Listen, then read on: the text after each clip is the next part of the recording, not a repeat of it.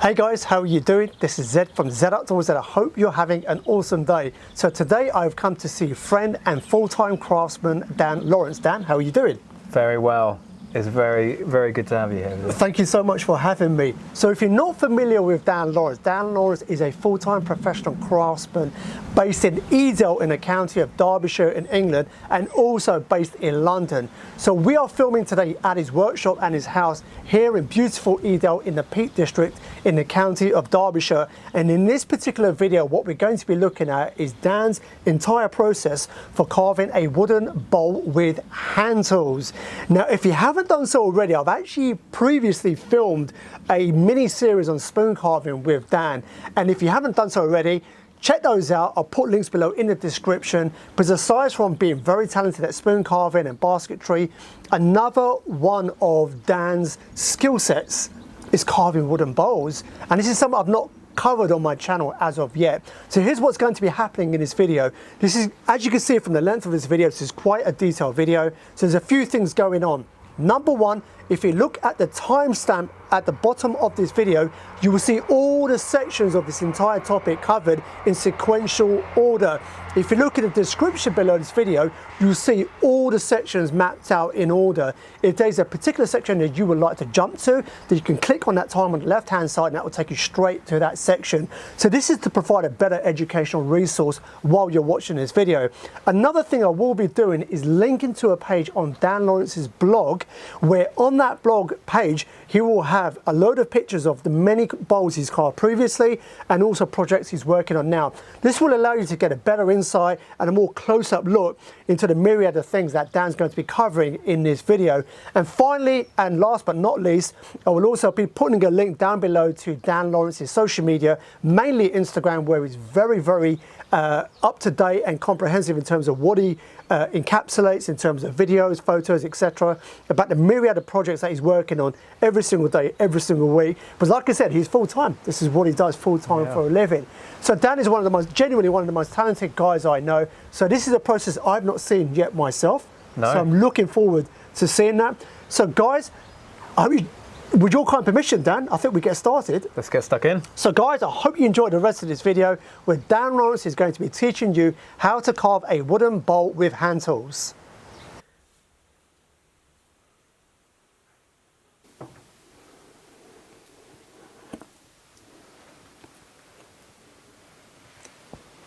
So Dan, we're going to be looking at a few examples of your carved bowls. Just before we do that, may I ask how you got into bowl carving yourself? You may.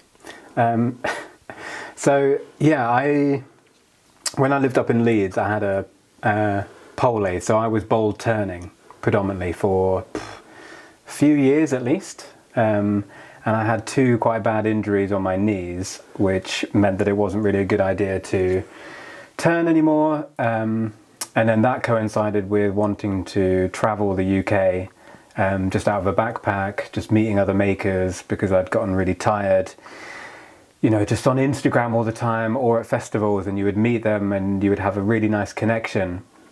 So I wanted to just build on that connection, but more on a kind of human level. And then I still wanted to make bowls, but I was thinking, how can I do that whilst traveling? And it seemed really obvious that with an adze and a gouge and a hook knife and an axe, you know, the things that I pretty much already had with me, I could actually turn up somewhere where there was enough wood or the right size wood, and I could carve bowls.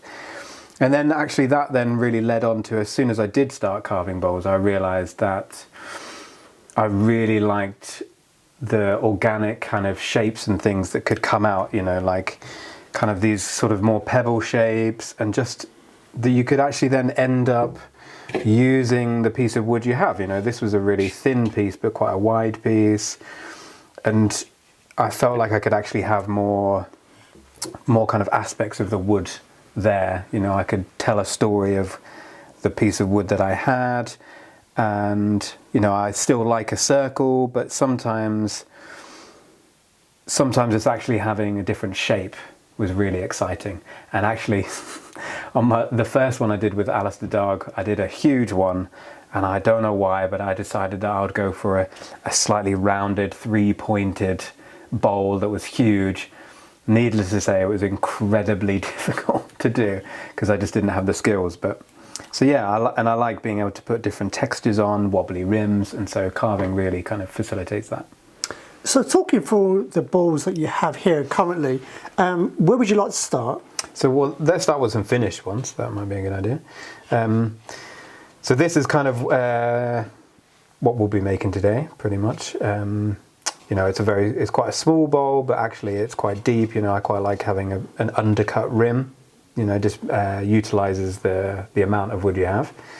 And then I've been putting these kind of fluted things on, and that was partly actually because with a straight tool it's quite difficult to get a finish that I liked, but then also I liked how it kind of creates this rim around here. When I round this rim off, it kind of creates this really nice pattern, I guess. And then another thing is that I'm always really inspired by shells and things like that, so it was kind of having these shells and seeing the way that kind of fanned out, so the way they kind of disappear into the underside of the bowl makes them look a little bit more organic, I guess. Yeah, and then this one is one where I've tried to blend. I think my aim with all of it really is to try and tell a story of the wood and the tools, and so this one has the axing, okay, and then it has some tooling, and that's some London plane from London. And then onto some more recent ones. I started to play around with feet and doing things like these. These are just yet to have the final kind of finishing done. And then these are just like, there's a guy called Henry who does really, really beautiful kind of textured stuff. And then there's a few other people that I follow on Instagram that do these really nice kind of textured. So yeah, and then I guess you've got something like that, which is another one, but just a bit bigger. And then I tried to kind of match that on the inside. Not sure how much I kind of like, feels a bit too much on that one. And then you've got this one where I've tried to do a similar thing, kind of creating texture and pattern with the axe, and then trying to add something else on there. And now starting to play around with the different kind of shaped feet. And you can see on this one as well that it's got that kind of wobbly rim as well, which I quite like. Yeah, and then here's some kind of ones that I think probably a lot of craft people will know, is that you end up with things where you think, am I going to finish that? I'm not sure about that. Or, you know, then it goes really hard and you're kind of not sure. And then there's things like these, the bar cup things where you have that more kind of boat shaped or something. I don't know, that one looks more like a pillow. Yeah, right down to something really, really tiny like this. So playing around with kind of circles and texture and things like that. And I've got a lot more plans to play around with different surface texture with different tools. So yeah, does that answer your question? I forgot what your question was. It does, yeah. No, it was talking us through your current bowls. Obviously, a lot of the previous ones you've made have been sold, but pictures of a few of those will be on that blog page that you've created. So just to recap then, we're going to be focusing on this style of bowl for this particular video. Yeah, something like this, you know, maybe it'll turn out oval, something like this. So yeah, it'll be about that kind of size, a smallish bowl. But I find actually, I mean, I don't know about you, but I tend to eat from a fairly big bowl normally. Like I eat a lot of breakfast in the morning, or I like a kind of big bowl. But actually a lot of people would prefer to eat from a smaller bowl. But then serving and things like this, is, like, how nice would it be you serve something up in a nice little cube bowl like that?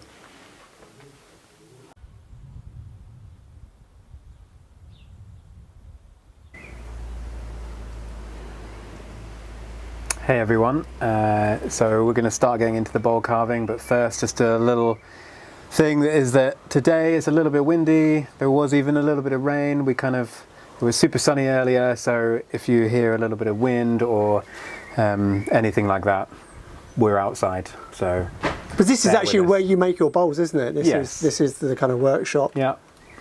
So Dan, we're getting into the process. So the first question I would like for you, and the viewers will also have at home, is wood selection. So do you have a preferred types of wood that you typically go for? Preferred type of wood? Yeah, I guess I do now. Before I would just carve anything that you would ordinarily carve a spoon with. However, there's a balance between something being really nice and soft, so you can just carve it easily, super nice, but then actually maybe it doesn't give a nice finish, or it actually doesn't have the weight that I like to have on a bowl. So Alder, really good. I think a lot of people probably know alder as a good wood to use. When it's green, it's really soft, it has some nice colours, but then you can get a good finish on it. And then, you know, the bowls in there, some cherry, sycamore, and things like sycamore in particular is really hard when dry, but actually it's still quite hard, but when it's green, it's nice and easy. So today I'm using birch because I have a lot of birch, and actually birch is becoming, funnily enough, a favourite for bowl carving and my least favourite wood for spoon carving. So kind of gives you some idea, because when it's green it's really nice, and it's not just soft, but even when it's green off the tool you can get a really nice finish. You know, there's very seldom any kind of fluffiness going on. And what I do with most woods, depending on how much moisture is in them, like this is super fresh, okay, this is, you know, this was cut yesterday, and it's from a tree that you may have seen on my Instagram stories, that it was a downed tree but it still had some of its root attached, so there's still some moisture going on there. And what I ordinarily like to do is let it mellow for at least a month, you know, maybe more if there's more moisture in. And I have a big kind of thick plastic bag. It's out here so it can breathe, but also it's not going to crack. And sometimes a good thing to do is, obviously this was the raw end that was cut first, and then what I did, I came along because there was some checks that were about kind of 1/4 of an inch going into the wood, and I just sawed that off. And so that's probably what I would have ended up doing if I'd let these mellow. I would have just sawed off a little bit at the end. But when you see a bit of checking on the end, those little kind of cracks where it is releasing the moisture, I see that as a good thing. It's just breathing, it's letting that moisture out, but then you can just slice off that end, which is kind of fine. So when you get there, so just to kind of retrace the steps, so you've sourced the green wood, Yeah. You've cut it to size in terms of the kind of the length, Yeah. and then you're splitting them in half, is that correct? Yeah, splitting them in half, and then as you can see I've taken the pith out of them, which is the most central rings, and I tend to try and go up to at least the 3rd, 4th ring. Like, I'm not trying to, the tendency might be, if you've got smaller diameters like this, you might think, oh, I want to get as much wood as possible, so actually I'm gonna leave as much pith in as I dare. I would rather get rid of that so it doesn't end up cracking there, and actually make a shallower bowl, and then just kind of undercut the rim to get a little bit more out. So the diameter of the wood you choose, will that dictate ultimately the size of the bowl that you make then? Yeah, and maybe the shape as well. So with these ones, if I create something really shallow inside, I'm going to have a lot more of axing to do.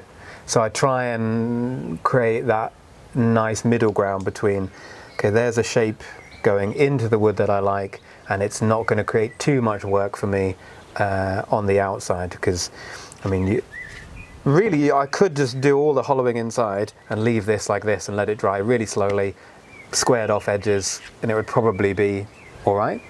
But I think that's a bit of a dangerous game to play, because you've got more wood, you know, you want ultimately what I want is, I want an even thickness all the way through from the bottom. That's not strictly, I don't have to be spot on with that, you know, like the rim sometimes is a little thicker in case you drop the bowl, so yeah, there's always a little push and pull, a bit of a balance.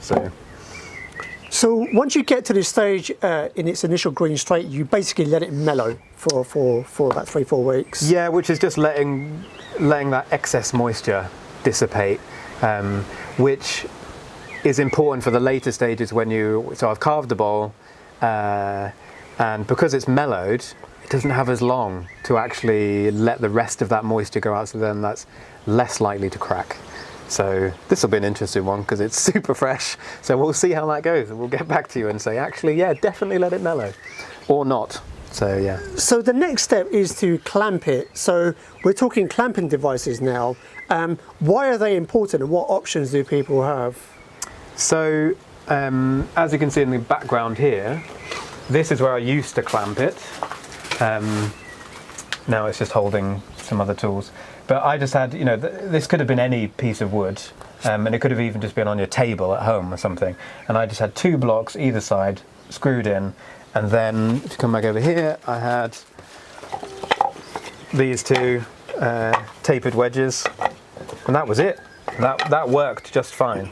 And as long as whatever you've got this clamped to is stable, you know, it's going to be fine. So I guess you could even put it on a table, really. But I mean, I'm going to be bashing this quite hard, so something a bit solid. Whereas this is a nice solid log. Oh no, not so much anymore because of all the woodworm. You know, a nice wide leg base. And now, but this thing also means now that I can clamp it in the middle. And I can move around it, I can move the tools around it. Sometimes if you're doing something like that, maybe there's less mobility of actually moving it around it. And also, good thing to mention is, you know, the length of this. You know, if it was really short, I've only got a certain size, so I can clamp different sizes in. Yeah, I think that's... And to be honest, it doesn't even matter so much about a flatbed. You can see how much axing that's had on it, and it's not that flat. But something I do try and do is actually flatten off the back, because what I've found that sometimes it will wobble. You know, you've got it clamped in there, and then I put pressure this way and it rocks itself free. So trying to have a nice kind of a surface for that to actually attach to can be really, really good. So next we're going to begin the actual process then. So would I be right in saying you start off with actually marking the shape? I didn't when I first started, because I just thought, let's see what happens. And that was a nice little learning kind of thing of why not to do that. And so, yeah, so now I mark out. And on this one, not all the time, is what I found I quite like doing is actually compassing one side, compassing the other side. But if you can see, the width of here is bigger than the width of there, so I can do a slightly bigger curve there, slightly bigger curve there, and then I'm going to blend them in to create more of an oblong. But I mean, you could draw it however you want. And then I'm actually going to draw a 2 lines, the outer and then the inner, because invariably sometimes you make a mishit and it completely destroys your rim.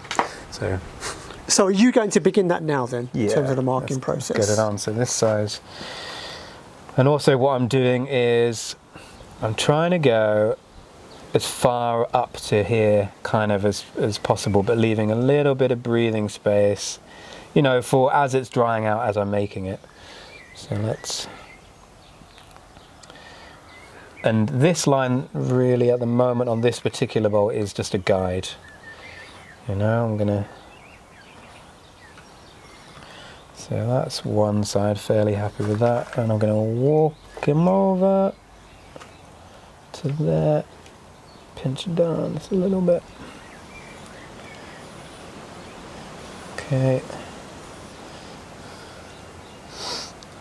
And now, so that's just giving me more of a guide than anything. Like at this point I might want to change, but I'm still trying to go up to the edges, try and get kind of as much.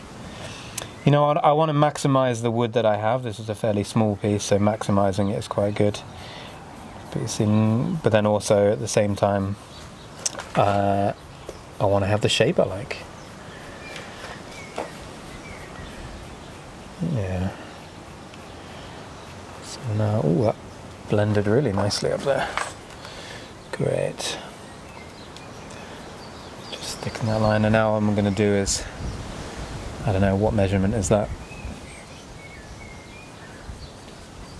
It's about a centimetre in it roughly. Something like that. So I'm just going around. So this is now the inside rim? Yeah, and it's this thick for 2 reasons, I guess. Is one, if I make a mishit, then the rim can be a little bit smaller, but also just gives me room to play. Dun, dun, dun. And actually, you may or may not have noticed on one of the bowls inside that having the rim thickness change actually is something that seems to be quite nice at the moment. What do you mean by that? So can you see here the thickness there to there and here to here is different. Okay. You know, it's a wider rim there. And one of the ideas I haven't quite got around to it yet, is to actually decorate parts of the rim. You know, not the whole rim around, but just decorated parts, so kind of leaving a bit of space for decoration. Cool, I'm really happy with that. Well done, me. And then what we're going to do is I'm going to start hogging out the middle first, and then I'll work my way out like that. Cool, so should we go clamping?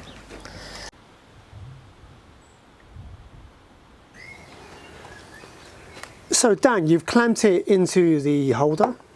Yes, clamped it in, and what you can see I've done is I've put it in the middle to kind of give myself as much space and make the rim of the bowl proud.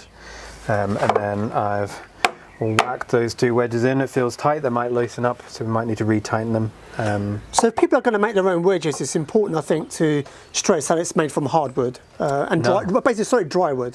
Yeah, this is dry wood, it's definitely not hardwood. This is some larch that was lying around from some square stock, and all I did is just axe a wedge. Like, it's quite nice to keep one face flat and then make it wedge, so you're not trying to taper it evenly both sides.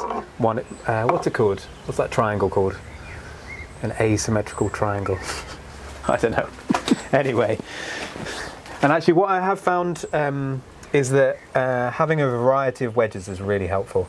So these 2 are quite skinny, and then having some wider ones can be quite good as well, but 2 skinny ones seems to work the best so far. I think maybe just that surface area seems to clamp on. So you're going to begin the hollowing out process. So what are you going to be using first? Going to be using a small bowl adze. I think this one is Hans Carlsen. I think that's his make. So adze is something that you could probably talk for a long time out, because not that many people seem to use them. And all I'll say about this one is it is really good. I've tried other ones which I didn't like as much. But the idea is that this edge of the blade, when you're holding it at the end, should kind of line up with when you point your finger. That is what I've read as a general rule. Talk to Alastair Dargue about this, Nick Westerman, people like that, they'll definitely tell you more.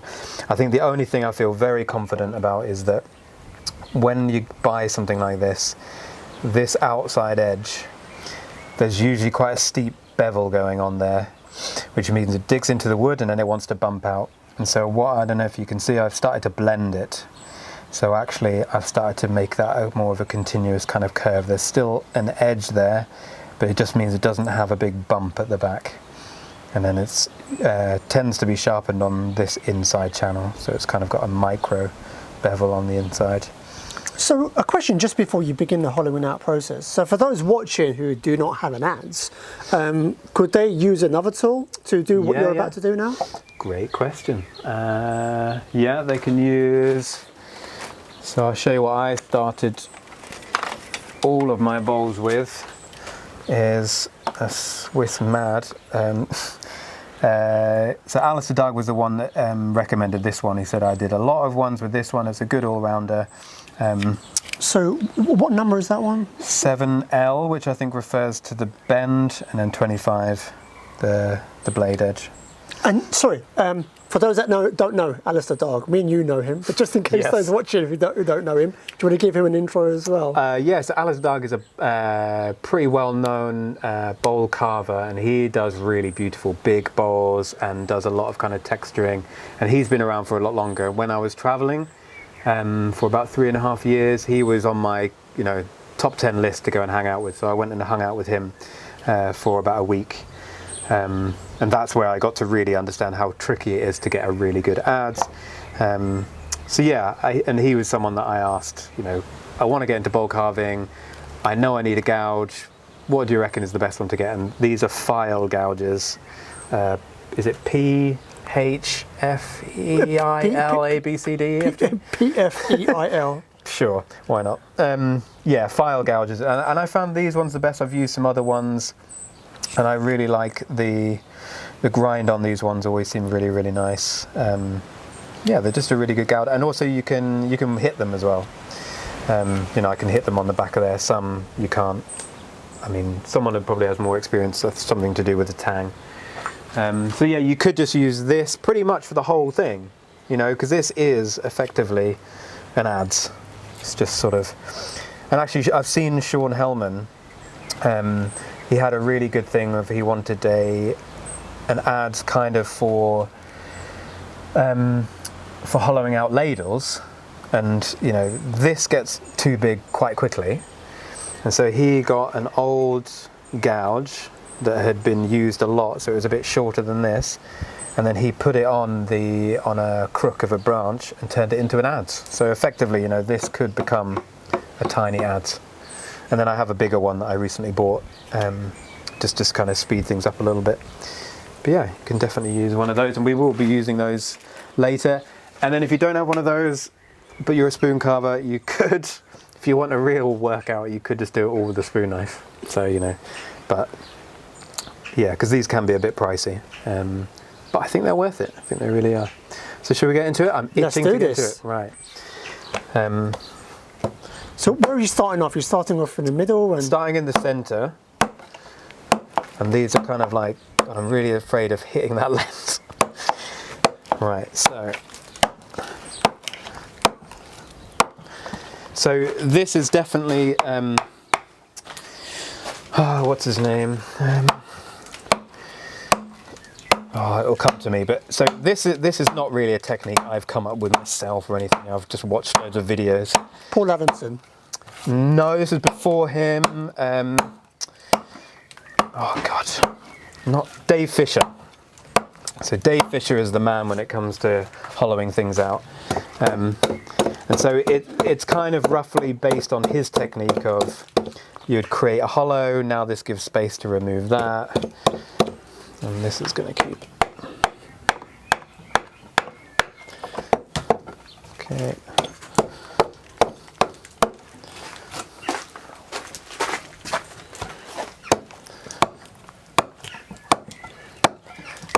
And what you're not going to see me try and do is go right up to that edge with a swing. Probably would do if I wasn't being filmed, but you know.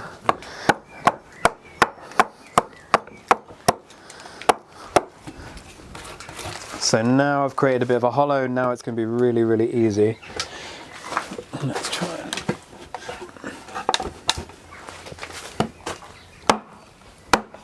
You see how easy it is to start removing chips like that.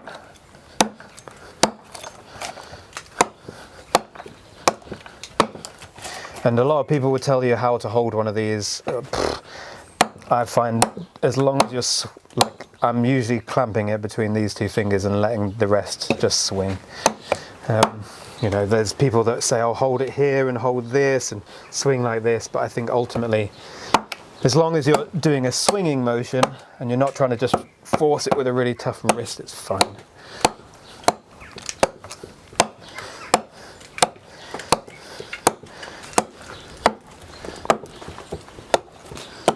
Okay.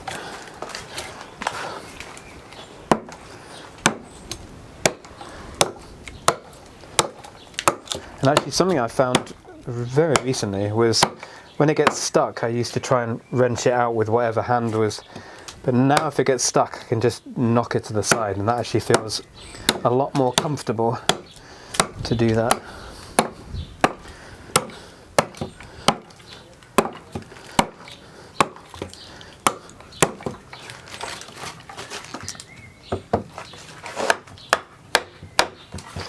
So you're constantly making sure that it's secure. Well, it's because this piece of wood is quite rounded on the bottom, and I think I think some bowls seem to stick in there really nice and easily and don't move at all, and then some do a lot. Yeah, it's no big deal. So now I'm going across the grain and widening that central trough.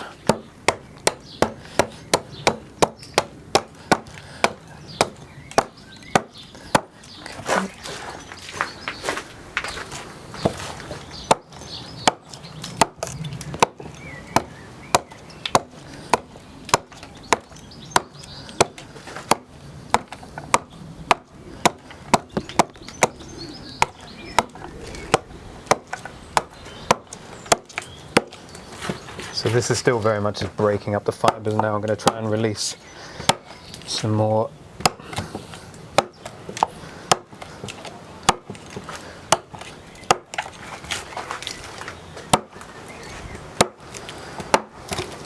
There you go, and then you get some nice bigger chips coming out.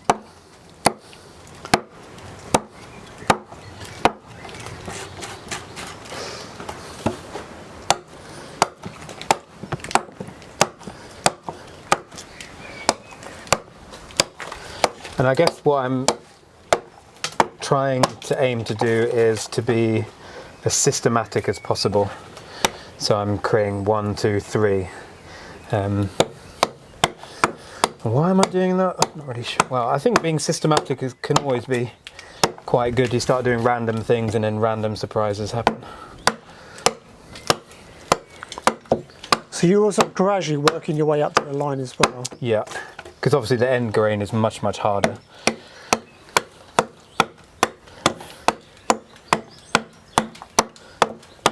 And what you'll probably begin to notice about this adze and most adze is that, so I'm trying to swing here, and there comes a point where the butt of this gets in the way. And I think that's a bit of a design fault, because the adze that I've seen that work really well, the swing, you know, you'll be able to do this swing and get right down, the hand is totally out of the way.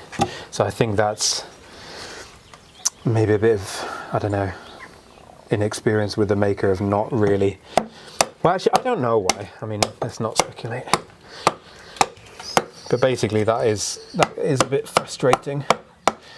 But at the same time, then all I need to do is just change the angle, and then I'm going to start kind of diving in to the side.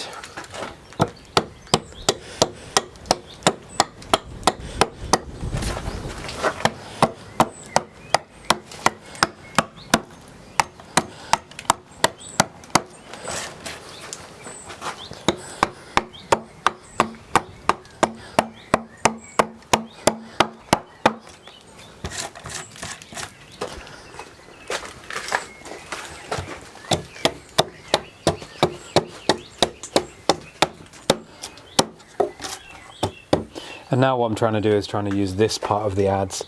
Instead of using it straight down, I'm just tilting it so I can still use all of that side to get there, because that gives me the space with the handle. When I start doing it here, I have to come right down here to get that point. But if I twist it here, I can use that side of the adze. So yeah, see, that's already starting to hit there.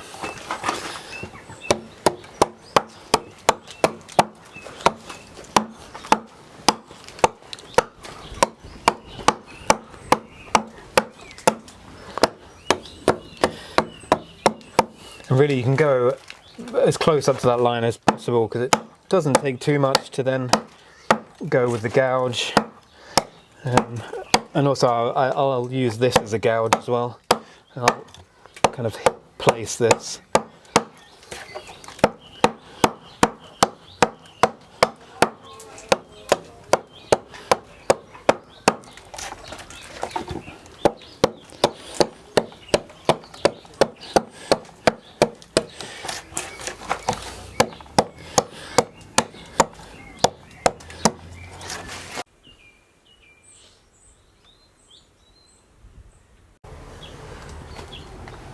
Great, so I've kind of got a really rough hollow already, and I'm checking around the side walls for the thickness. You know, I don't want to go too thin.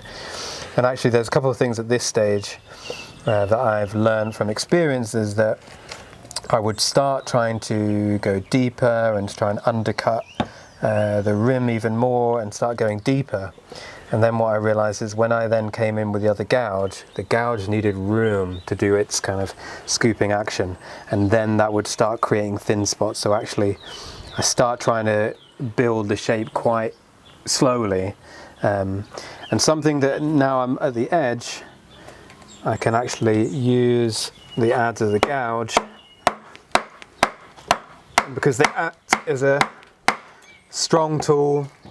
It's kind of, it can do quite a bit of heavy work, so I can really remove quite a bit. And these days I tend to work from that end grain, but here you can really see the problem with that handle. So I can't get down even further, so it has its limitations. At least this one does. So I'm not trying to go too deep, and now I've created that kind of, that's up to the line.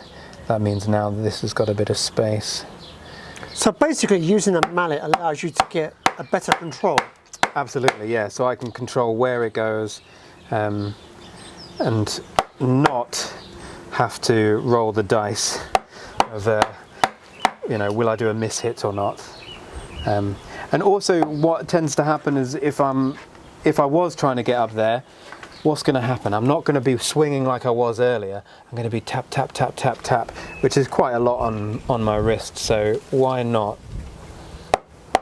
You know, this is a nice light mallet, and ordinarily I try and make a green mallet where it has a lot of moisture in it, so it's heavier, but also with the moisture in it stops that kind of vibration going all the way up my hand.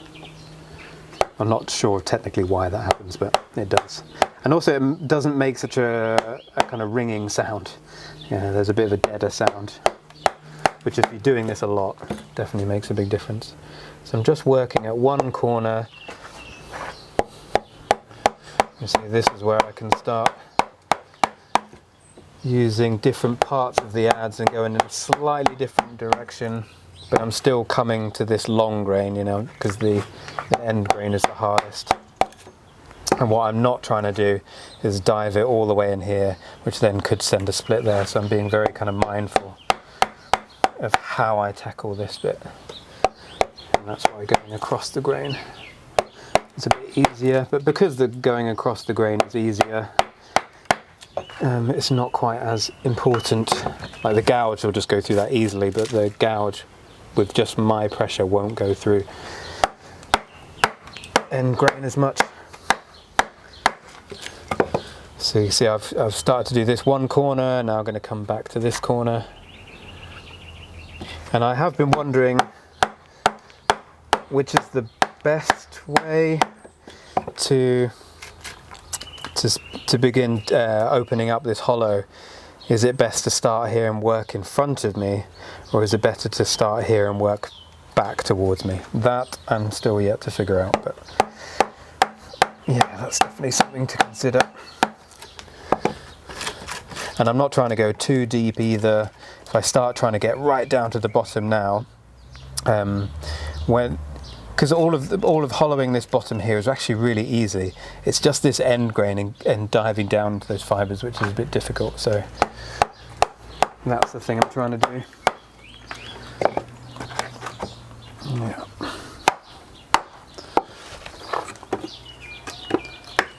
And you can see as, oh actually I know the other reason it's jumping out a lot is because my terrible sawing has meant that I haven't sawn it perpendicular, so when it's clamped, one is slightly to the side, so there's still space for it to work itself loose, but it's not a big deal in my opinion.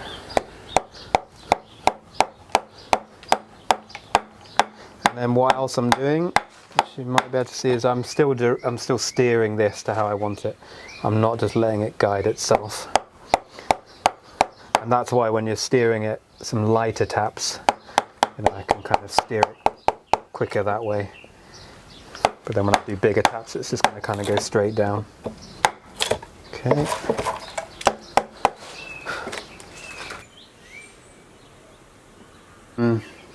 So now I've pretty much done with the adze. I could perhaps do a little bit more work, but so I thought it'd be good to mention a good sheath for the adze is a tennis ball, and all I've done is cut that tennis ball, you know, depending on the size.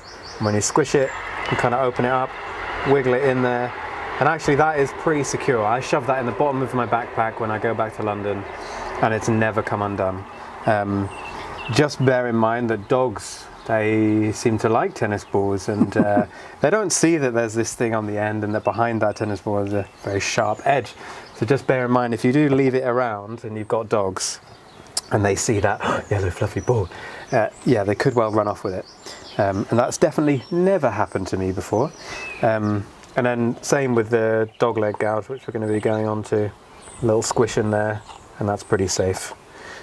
It's just because they're quite a curvy thing and it's quite difficult to find anything that really fits them, and I'm not really into leather.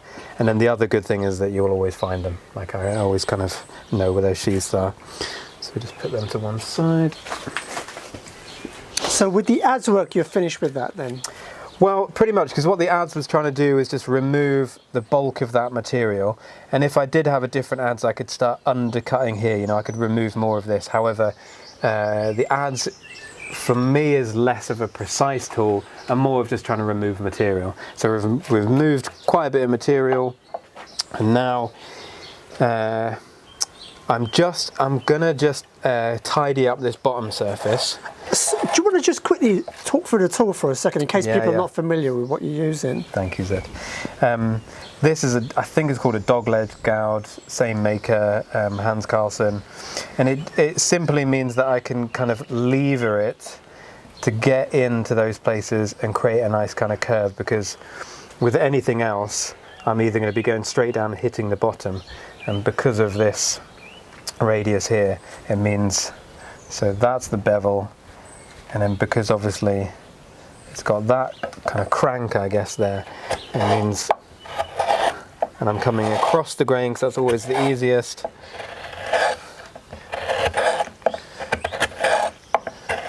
And I'm sure there are other ways and there are other tools that you could use. I mean, you can still use the gouge. But what this is doing up is cleaning up that transition from Adze to now flowing that into the bottom of the bowl. You can see how now it's starting to flow in. And I could even do a little bit more. And the reason I'm doing this maybe now, because this could be a finishing tool, is that in my experience, and it's almost happening now, is that it starts to get very thin very quickly. So if I kind of know where the bottom of my bowl is now and where the corners are, and as you can see, working on the end grain is always a bit harder. But I'm not really trying to remove much material. I'm simply just trying to get rid of the Adze marks and get to a fairly even surface. And something I am trying to do here is I'm trying to use my body weight. You know, I'm not just bent over trying to use my arm. I'm trying to swing my body around to do that. And once again, I'm working fairly systematically, and I'm going in kind of one direction, I'm not just randomly going. But I do seem to start from the center. Okay, and you can see how I can lever that against there.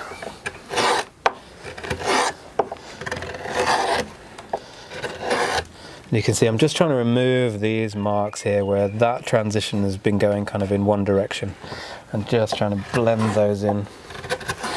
And so what I have noticed is that you can work in this kind of clockwise where all of the marks start to go into the middle, or you could work so that that kind of goes in a line, that goes in, you know, I could work there, then there, but it seems like a good way of doing it is to go around and they all sort of start meeting in the middle, I guess.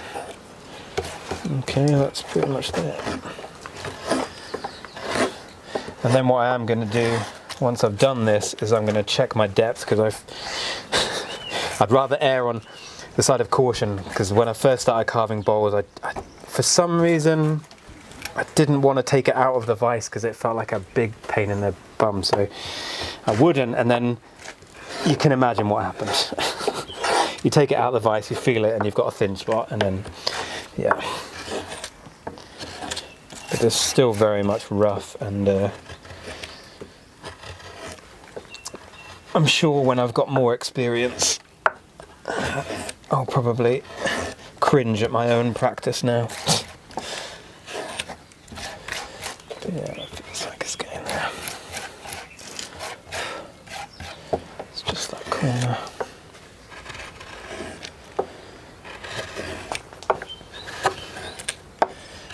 And yeah, you could be using a hook knife for this as well. So now there's that little ridge in there, and all I'm going to try and do is Let's just blend that to sort of create a bit of a flat, I guess. And then that'll help tell me where the bottom of the bowl is going to sit. And not only that, because maybe I want to put a little bit of a foot on the bowl, but I always think it's better to be a bit cautious.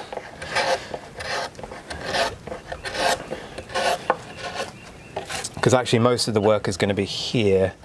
You know, this, you can see how easy it is to remove material here because it's that long grain, but it's all this end grain which starts to get really tough. And you might also be able to hear that it's starting to rain a little bit again. But we are outdoorsy folks. Or maybe some of us are. It's okay to be indoorsy. Okay. Right, now let's get it out. Let's see what we got. So now, so you can see because this is a curve here and it's different, you know, I've got a thicker side here than a longer side there. I can't just bury in here evenly. I need to be feeling, and that's dictating what I can and can't do. So here there's quite, you know, there's that bark, it goes straight down. And there, so I'm just kind of feeling where can I remove a lot more material. Obviously the end grains is where I'm going to remove quite a lot of material. And actually a note about, so I've seen quite a lot of bowls that, yeah? Well, I was just going to say, so I've seen a lot of bowls that the easiest method is just to go kind of down at this angle, okay? And the hard thing is to then undercut this. Okay, that's what I mean by undercutting, like going beyond this rim. And when I do that, if I don't have a rim that is thick enough and I don't have enough wood here, when I start going underneath there, you'll see later, underneath there, which then would be coming out here. So I need to think about that and be mindful of that and give space. But the easiest thing would be now, I could just tidy all this up, and then I could just whack all the corners off and carve. But I like the undercut look. It gives it a really nice kind of shadow and really accentuates the form.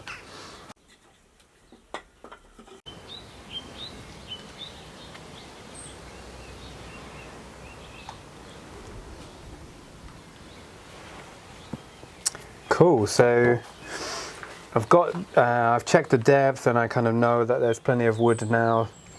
And so now I'm going to go on to this one, which, as you can see, it's a much wider, and the bend in it is it's got a bit more of a bend in it as well, and it's just generally a bit bigger because I was using the other smaller one for a long time. Oh, and then maybe I can say something about this is a sheath with willow bark and some flax, New Zealand flax, and actually the willow bark is it's really, really strong, and I made it recently because there isn't really anything easy, but this seems to work really, really well. And it's a similar thing that you've probably seen on the Mora knife. You know, you've seen that on there. The only difference is as soon as I made it, the willow was wet, and then I put it on, and I kind of was squishing it and making it form, and I made a mistake, and I thought it was dry, and it wasn't dry, and I pulled it out 2 days later, and it had little spots of rust on it. Ooh. So I had to do some panic mode repairing of that. Popped it in some vinegar. Right. So now I'm going to start. You know, I'm just repeating steps 1 and 2 again, but with the gouge. And I'm kind of letting it drop in, and I'm not trying to do anything particularly too hard. But what I am also trying to avoid is going much deeper at this stage. All I want to do now is just some undercutting, and I'll use a different technique when I actually start to undercut, because as you can see, it's not, you know, I haven't even really gone straight down yet. So, but using the mallet, once again, smaller taps means that I can steer it a little bit more.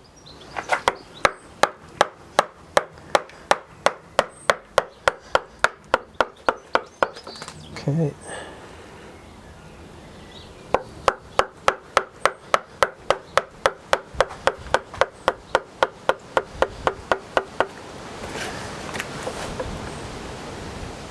And then you'll see as well why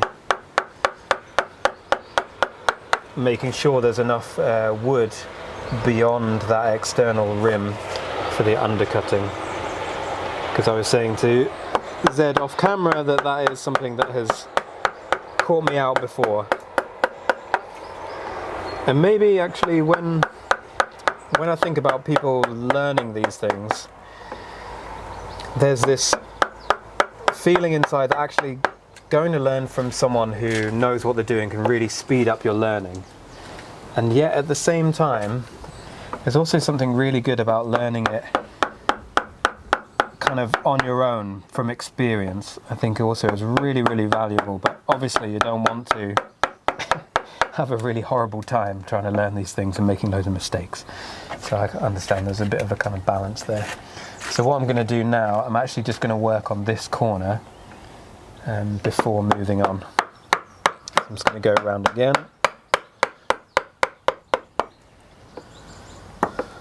So once again, you're focusing on the rim. Yeah. And just not hitting the base, basically.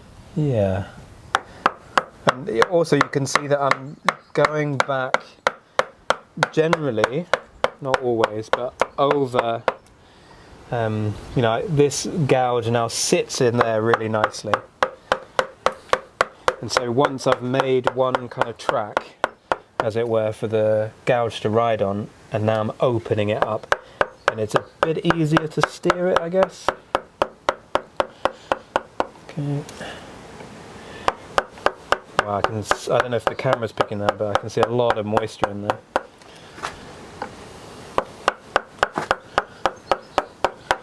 And to be honest, with the sidewall, it is really easy to go in with your hand and do that. But we're actually going to do a different technique to do the undercutting. This is just to kind of remove material. So now I think I'm fairly happy with what's going on there. And now I'm going to start working on this side.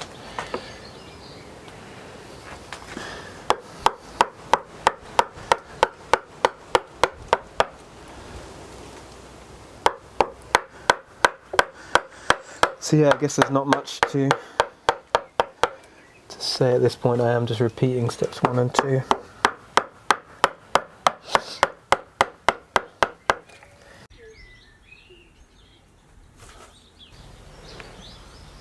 Great, so we're back, and as you'll be able to see, I've undercut the rim on this quarter here, started at the end grain and then gone to this long grain. And I've done that by hand, and we're going to be doing that in a minute on this side, and then I'm going to do it on this side, and then I'm going to blend in. So then I've done 1/2, and I'm always going to be checking thicknesses. And now you should be able to see, and especially when we've done this side, you'll be able to see why leaving extra space beyond this rim is really important, because as you can see, my thumb kind of goes underneath and behind there. This isn't necessary. I think it just maximizes the wood, and also creates a nice kind of shadow, so it really kind of accentuates that shape. Yeah, so we're just going to blend in that there, and I'm just going to do that by hand. And I don't quite know how to explain, kind of, I'm going not right down the grain, but I'm sort of going diagonally. And what I tend to do is start somewhere in the middle, and instead of trying to push it all the way around, similar to how we were doing there, is I'll keep doing the action that I want, and as you'll see, it eventually begins to get bigger until the shaving starts to become longer. And there is a limitation to the tool as well. You know, I can get around there, but then just the shape of the tool begins to get in the way a little bit, so you're kind of working with the tool as well.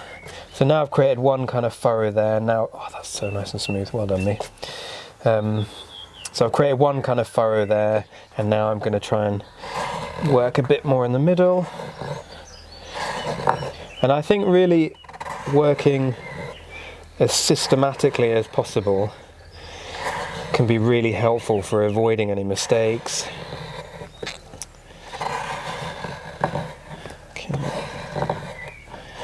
And also what I'm doing that probably isn't that visible is that I'm moving the tool this way and that way.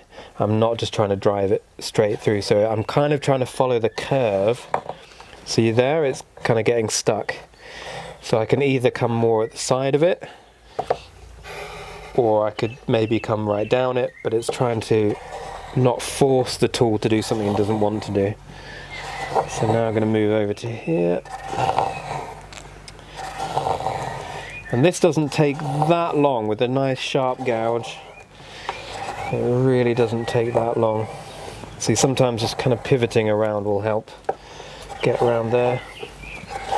And I find being able to sit on whatever the vise is really kind of helpful to getting into the right position, because sometimes if I'm here, you know, I have to kind of bend over quite a lot there. So actually I can kind of keep a fairly straight back and I can still use my body to get there. And at this stage I'm not trying to take off huge shavings, you know, this is finishing cuts. And now what you'll begin to see is this long grain here. This is where the fibres are all long, and if you've ever made a spoon or anything, you know that when you come down that way you've got to try and match those. So it's very much a similar process here, is that, you know, I'll find a point where it starts to tear and that'll tell me, and I need to keep checking the thickness and the depth, because it is very easy to go beyond. Because I'm sure, like, I can imagine someone who's watching this video and has done spoon carving and is thinking about, oh yeah, bowl carving looks pretty good. Is the tool can be so nice to use, and then you keep on doing it and doing it and doing it because it's so nice, and then you realise, oh, I've gone through. Which, I mean, I've never done that. No, I wouldn't do that. Okay. So,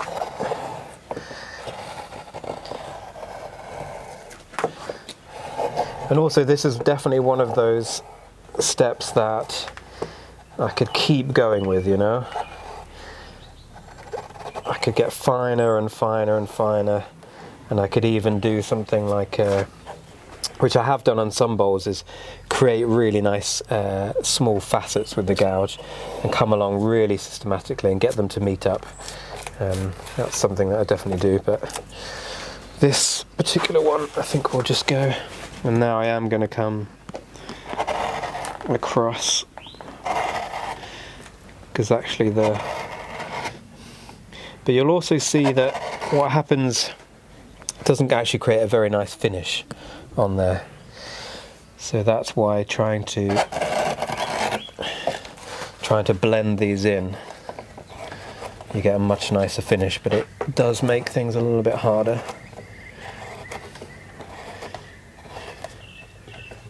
Still good. So you're always being mindful of the grain direction. Yeah. And thus dictating which way you... Yeah, I think that's something that when you're into green woodworking and you get into it, whichever way you get into it, grain is kind of the dictator for a lot of things, and not in a bad way like some dictators, but it's just something that if you work with it, you can get a really nice finish, you can get a really nice effect, you know.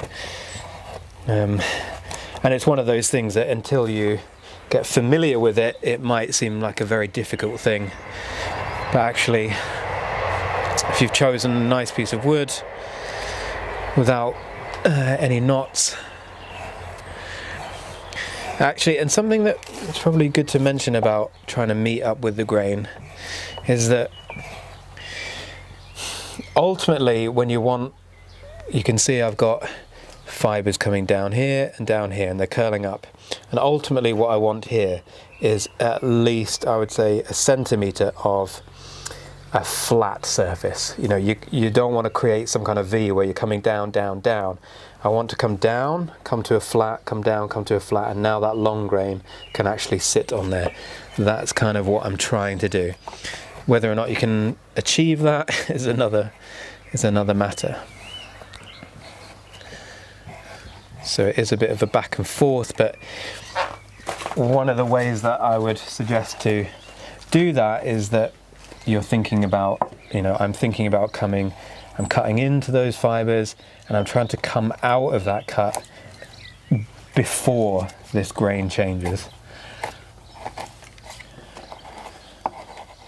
So you're essentially creating like a ridge in the middle. There is a ridge being created, but then I want to be able to clear that, whether or not I'll be able to do it now. Yeah, you can see how that's really... So then coming back down. So by now cutting across will actually help.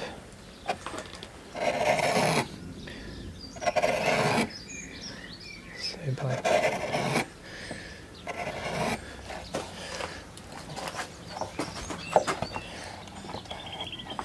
okay, and also what I'm going to try and do is not come necessarily directly.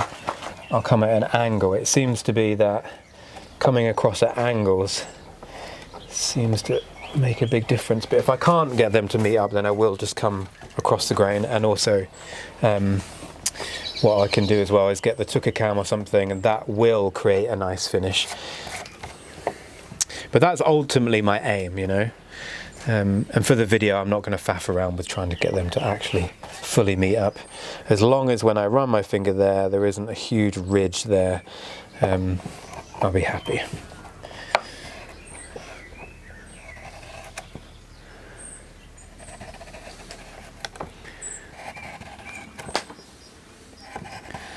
Definitely getting there.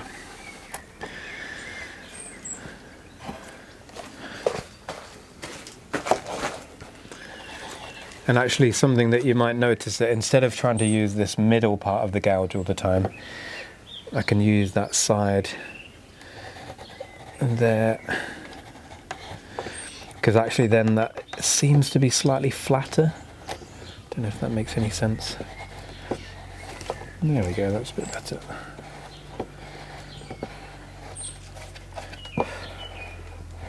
Yeah, I can feel that I'm creating a nice, there you go. Created one nice smooth trend. There's still a bit of a bump going on there. I think for the video you don't want to necessarily watch me chase this piece of grain.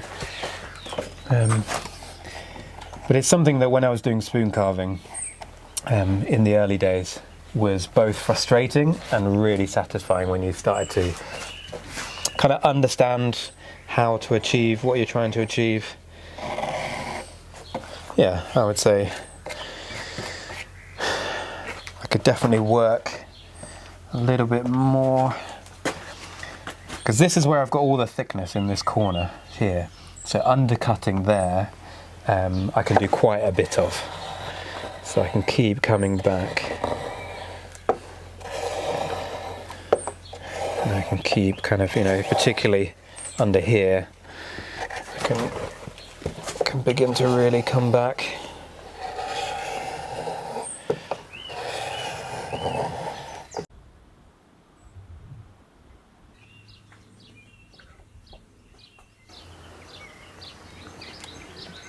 And so if by magic it's pretty much done now, and all that I've done off camera is I've just repeated that blending there on this side as well. I've done really nothing else, and so I'm fairly happy. I'm feeling the thickness, and I could go a lot more down into here and here, but for now this is fine, because like I said, it's that balance between doing a lot of work in here and then less work carving the outside, kind of the shape and things.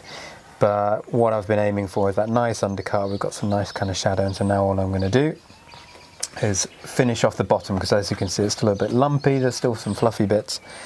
And I think also what I'm going to do, I'm just going to tidy up the rim as well. So first of all, I've got this is called a Twca cam, which is just large bent knife, I think is the translation.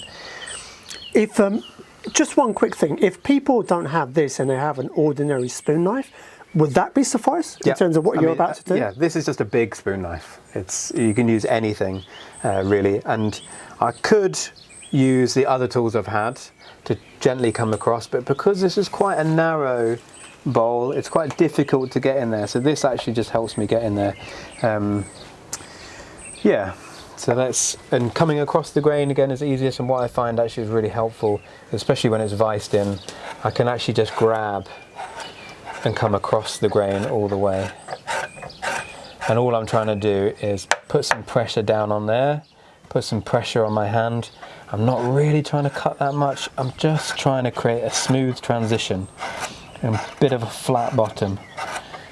Okay, and just coming across and going all the way up to the end grain, and I can even come across that end grain. And I'm certainly not worried about any tool marks. That's the point for me of a hand carved bowlers. Tool marks are great. They really, in my opinion, connect whoever's going to buy this, connects them to the tools I've used, to me as a maker, you know. Okay. And I'm going to do this one side, and then I'm going to come around, come it from the other side. Seems to be, yeah, and I think a bit of a flat bottom feels nice.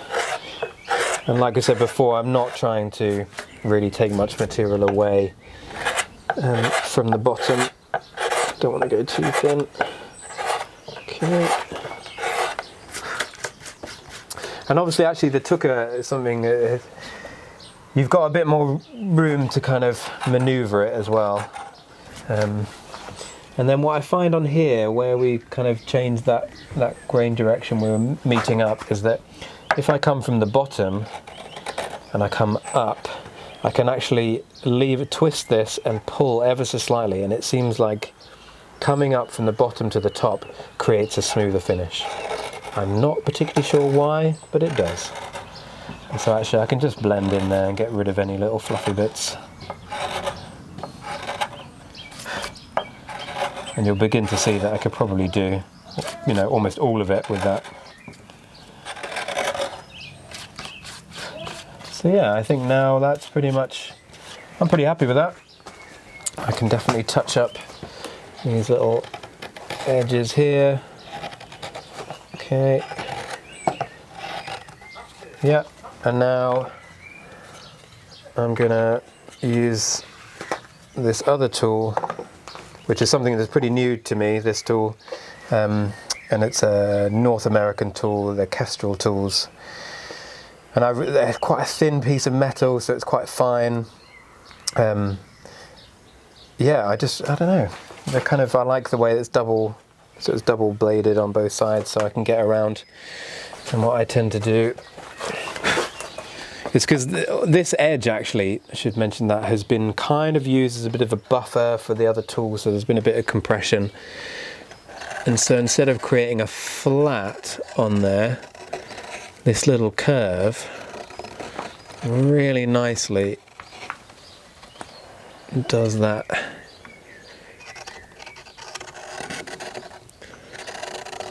I can just blend that in, because I don't want a sharp edge. Any kind of sharp edges are going to be a brittle edge.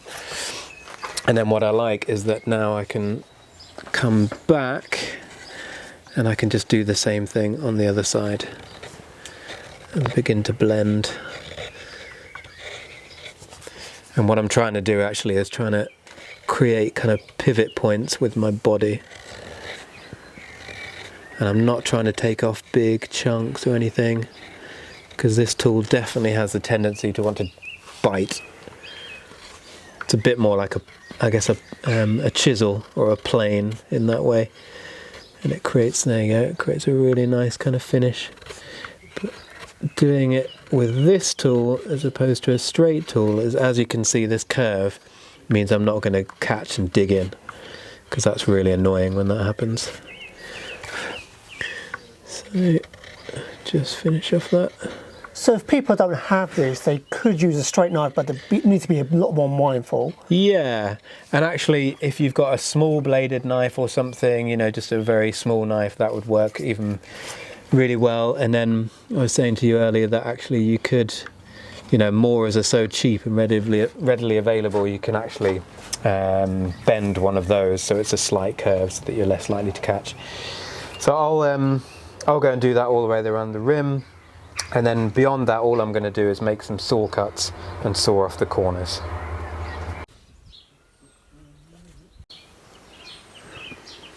Great, so I've used that Kestrel tool just to blend the rim so it's not so sharp. We will do one final kind of thing to get, just trim that edge down. But at least now I've got the shape that I want. So the next thing to do is, now that we're finished with the inside, is to saw off these corners. I could axe them, it seems like a lot of effort and the saw can do that quite quickly.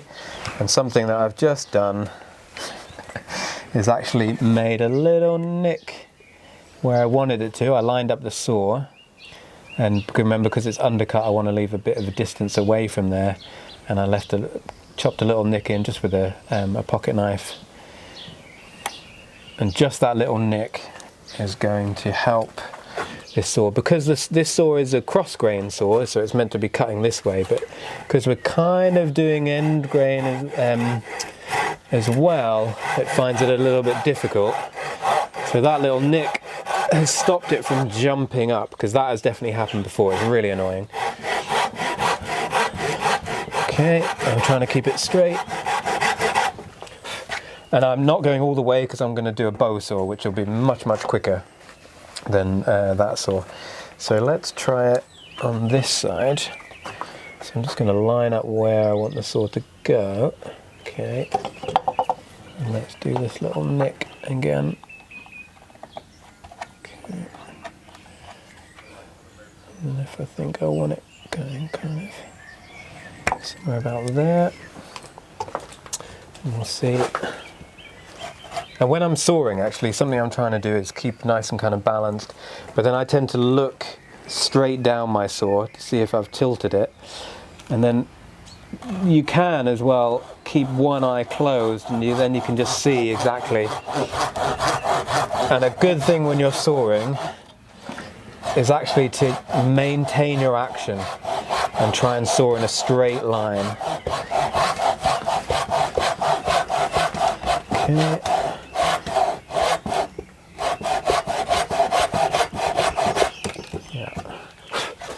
And then all I'm going to do is get the bow saw on that. We'll knock out.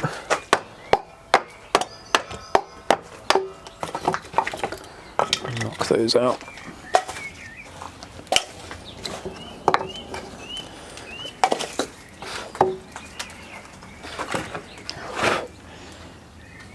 And what I tend to do now is actually strap it.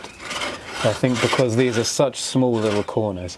And the same thing again, the bow saw really loves to move, it loves to kind of curve. And actually I can use that to my advantage. And so I've gone straight down, but then because this curves on there, I can actually tilt the saw, a bit like a scroll saw or one of those other saws. And it will actually begin to cut a slight curve.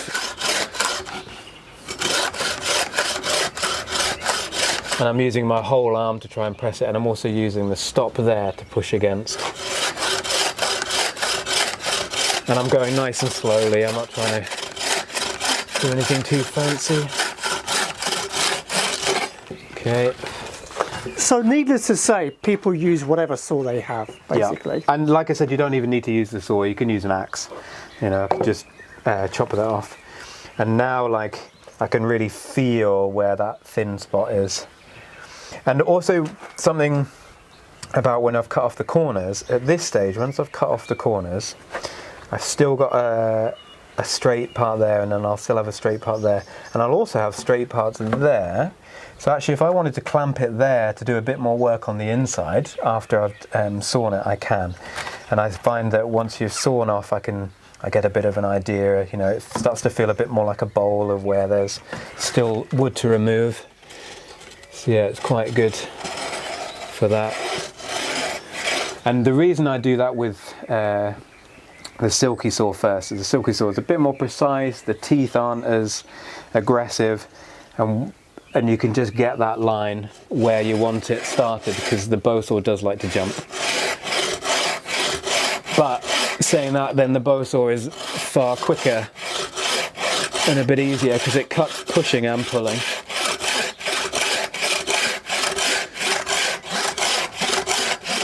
And now you can probably start to see that bit of a curve that's happening.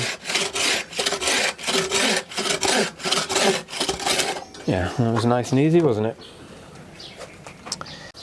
So actually I've made the thing there so I can clamp it again, but if you feel confident that that's not going to happen, I will rather make, so instead of cutting here and cutting that corner off an equal thing, I would more rather go as close to that end grain as possible, and I will cut there because this corner is really easy to get off with the axe. So I'll just go back and repeat.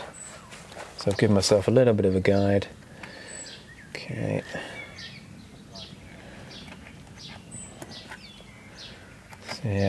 So coming across this way to remove as much of that end grain as possible with the saw, which can do it much easier than an edge tool or an axe. That's something that I definitely found.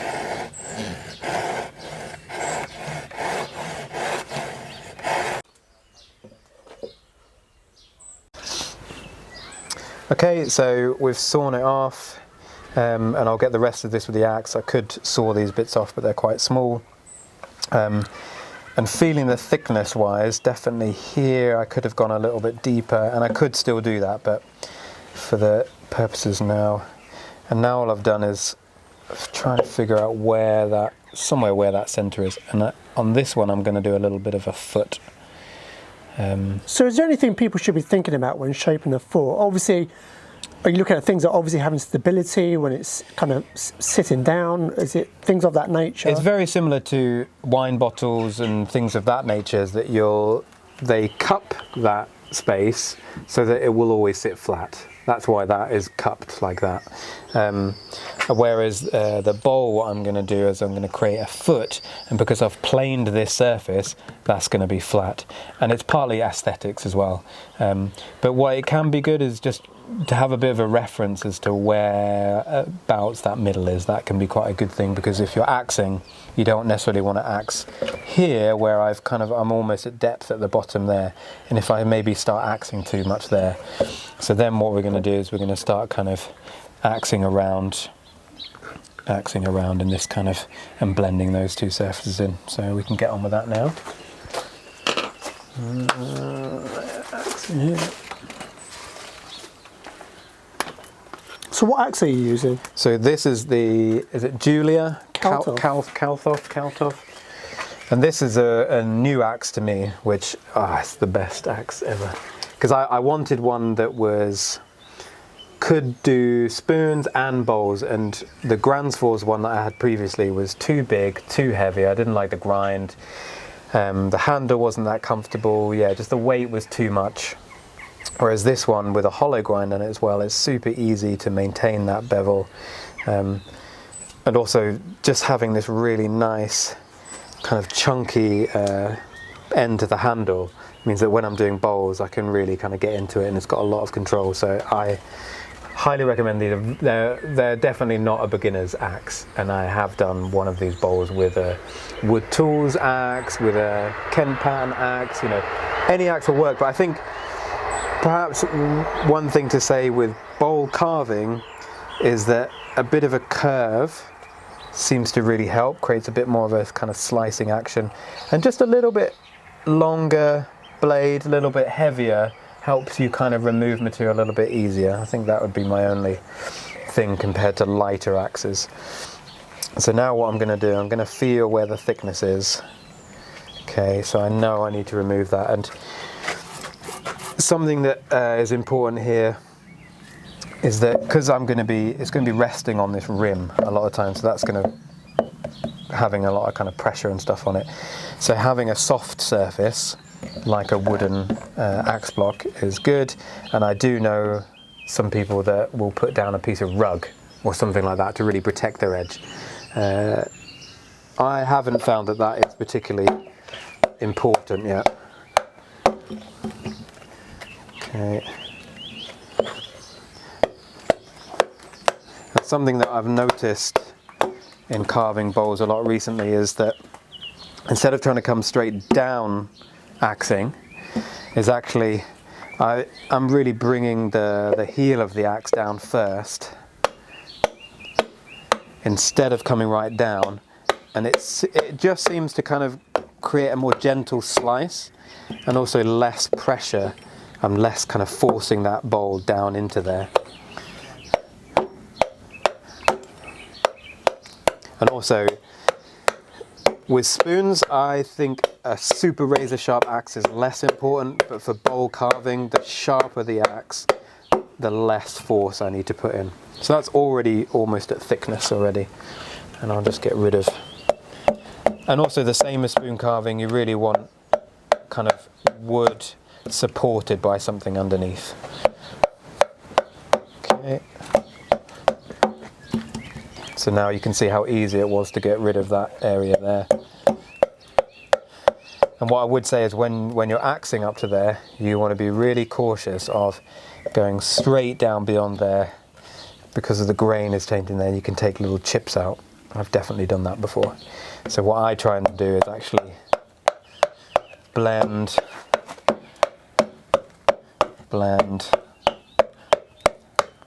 and blend, and kind of leave that rim there, and then I can come along and really easily remove that. And that's really not, that's having to remove much less. And also because this is super green, it's really soft. It's really, really soft. So I've done it this way around there. Okay, now I feel I've felt thickness here. That feels nice.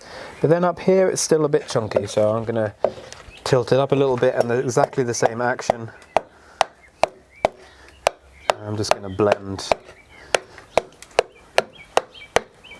that in. And then just that last little bit there.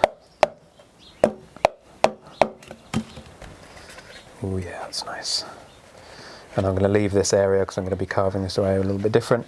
And then for the other side, I'm beginning to practice using my left hand with the axe, or my non-dominant hand.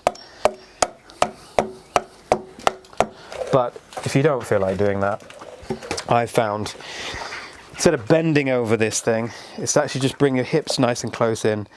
And I'm doing this, instead of going this way, I'm now trying to slice across this way. And I can do a very similar thing.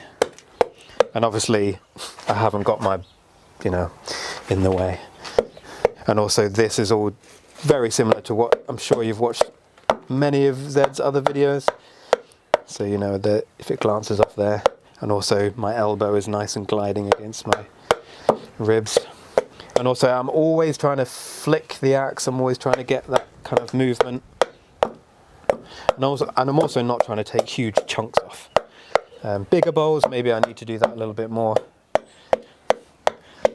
And you can see that what's going to happen is that now I've got to the hardest, the end grain part. I've got a nice little ridge there. All I have to do is blend that in that way. I'm going to blend it in that way. Okay. Yep. And I would just keep blending that there. Instead of trying to come really hard down there, I'm always trying to come across it. And that was similar to how we were going on there. Instead of coming hard down, I was kind of coming across. I think that works. And you see, I'm still trying to stop just before I get to there. And lastly, I think all I'll say on doing this outside part is, if you've got good support underneath and you feel like it's not breaking away, with a curved axe you can do that guillotine motion, and that actually works really well when you start getting around to these parts. Puts a bit less pressure on, and you're using more of it, so it's less likely to chip off. And with this, once again, it helps if you have a sharp axe. Definitely, yeah, definitely. And now, and maybe lastly, you can see that I'm coming at a kind of 90-degree angle. Depending on how much you've undercut or the shape, obviously you might want to be coming at slightly different angles. But now you can see I've got a big flat there again. So now I would come back and just try and blend that in, and I'm coming back from a little bit further up here. And I'm gently moving it around each time.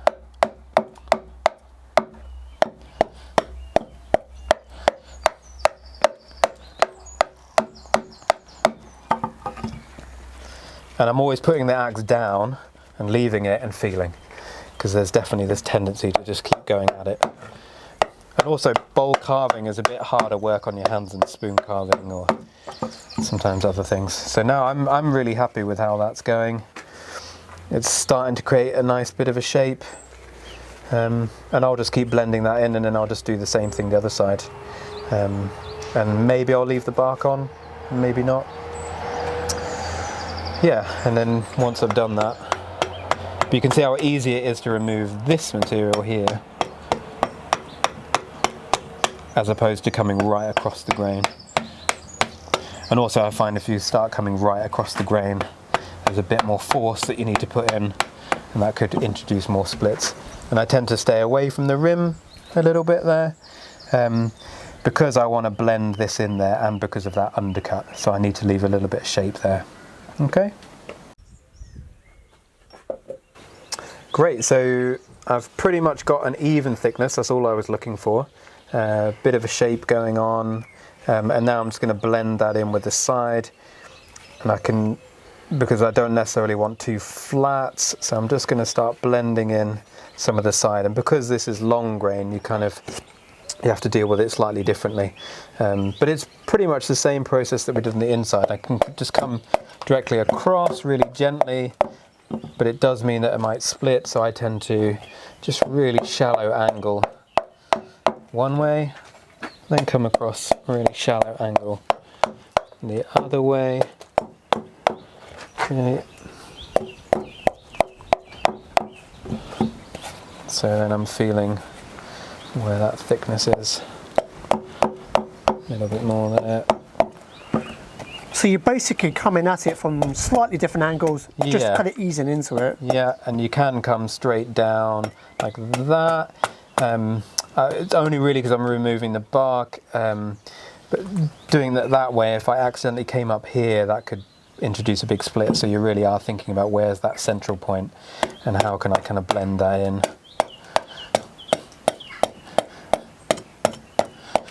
And yeah, definitely less is more here. I found actually leaving everything just a little bit thicker really helps to not introduce too many big drastic mistakes of thinking, oh, I've gone way too thin there, and just keep checking, because the bark can be quite deceiving. But it's something that I really like doing, is leaving the history of the wood on there. So far that, so when I look at it that way, what I'm liking at the moment is that where I planed this surface, and this is a long curve and this is a short curve, and that the rim is actually a bit twisted. I really like that. I especially like that that's longer and that's shorter, because yeah, if you know me, you know that I like asymmetry. So I think a tiny bit more off there. Oh, and then the other thing we wanted to show was, so I intentionally came down and pushed down on the edge, just to show you that that's what will happen, and that can happen more or less.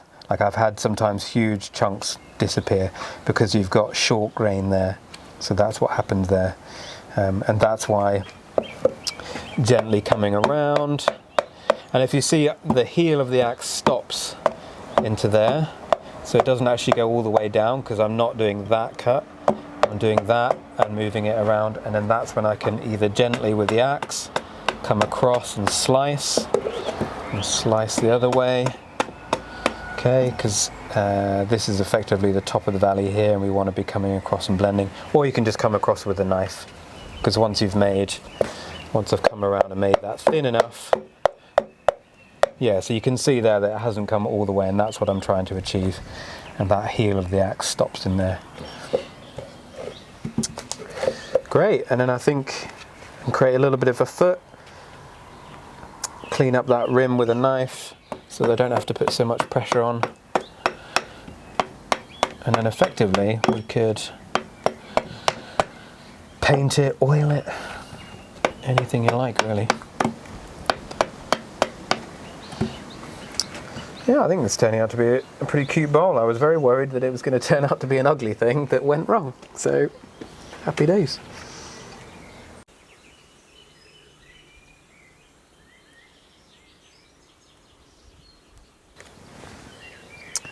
Great, so inside pretty much finished, and then did the inside of the rim, and now the outside of the bowl is, you know, it's got the shape I want. It's an even thickness, albeit rough, which I could definitely leave it like that. That would be fine.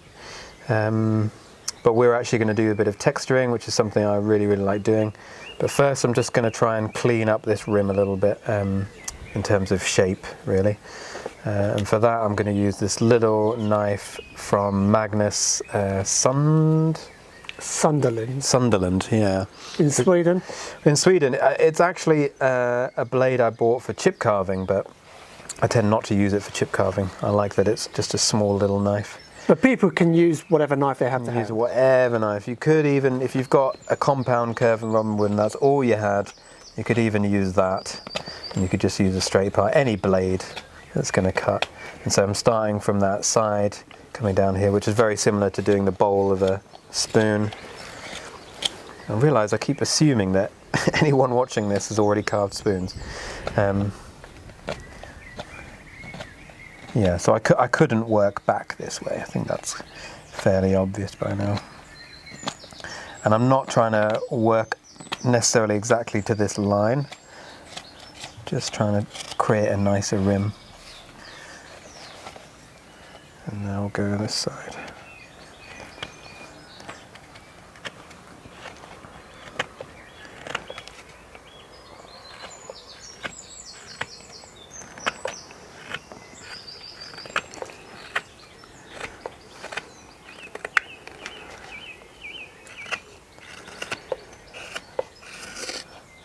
And so I guess also not everyone carves with both hands, so I just went across that way, but I guess the other way is you could use the thumb push to get around there.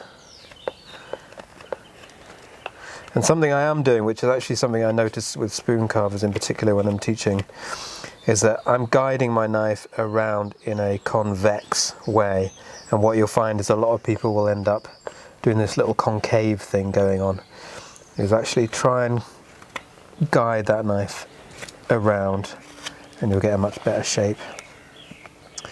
So let's just do that. And also by leaving a bit of a thicker rim, you're less likely when you're axing, or when you're doing that stage where there's a bit more force involved, you're less likely to damage the edge and introduce a crack. So let's just do this side.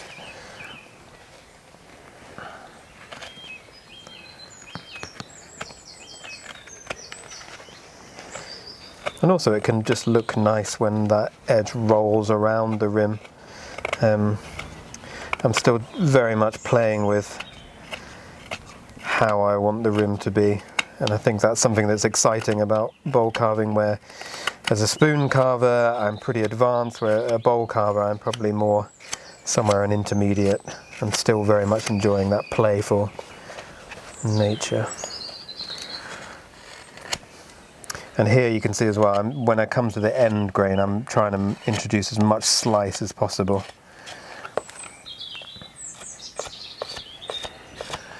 Because this is definitely the side that I left a bit thicker than I would have liked. And you can still see where that, where the pith would have been, and that's where it's wanting to split the most. But I'm fairly happy with how that's looking now, and I think what I'll probably, and we'll get rid of the blue line coming back when I've done some texturing on the back. I'll get rid of that line, but it's no big deal to get rid of that. Right, I think we're there. And I mean, in terms of safety on a bowl, you can see that my thumb is supporting everything, and I'm doing that like potato peeler grip, and literally that's all that's happening. I'm moving that around there, and I'm trying to make sure that my hand isn't here, you know, in case I slip off there. And also I'm trying not to take off too much, creating as much slice as possible. I'm just working my way, and just trying to blend each cone. So yeah, that's...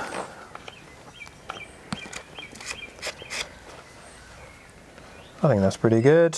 Yeah, it's looking pretty nice. Okay, so now we'll go and do the foot. So for the foot, I'm going to use this little palm gouge, another Swiss made. Gosh, love everything Swiss made. And you could use anything curved for this, any type of gouge or anything. And again, I'm starting from that long grain and going around, so it's the same as what we did on the rim. And instead of trying to go in one go, I'm actually just trying to blend it and create these kind of smaller cuts. And this then is going to create... So then we'll go...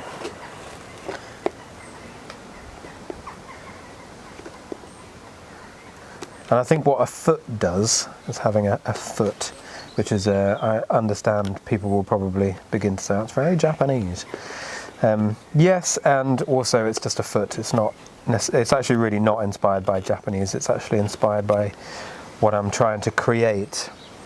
Is I like this shadow that kind of creates continuous lines, but then that foot helps give it more of a shadow under there, so it feels a little bit lighter and a bit more lifted. And also actually what I like doing is playing with another shape. You know, this shape just reflects the shape that we've got of the bowl.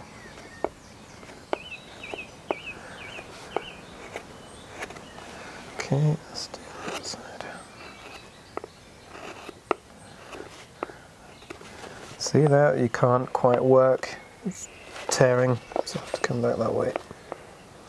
Usually, I think the grain really tells you how to work it. You know, if it starts tearing and not cutting nicely, it's really obvious that you need to work in a different direction. So this is just an initial, and then a sort of little aesthetics thing for this is that when I did this first one, it began to look like ripples, which I really, really liked.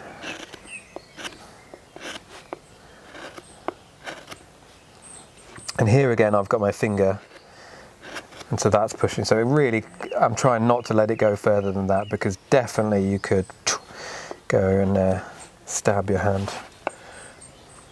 And I think also by taking out small amounts like this, instead of trying to do it all the way around, that helps control it.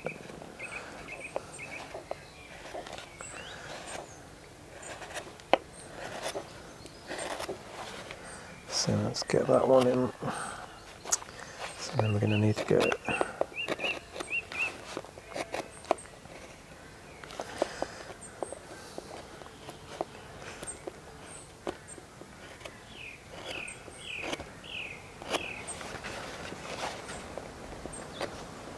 And now you can see why also leaving the bottom a bit thicker was a good idea. And I think that's something that I've learnt through many mistakes, really, is leaving things a little bit thicker means you've got more room to play at this stage. And now all I will do, which you don't necessarily need to watch, is I will just come back a few times just to get a bit more of a depth on that foot. Yeah, I like that there's something to...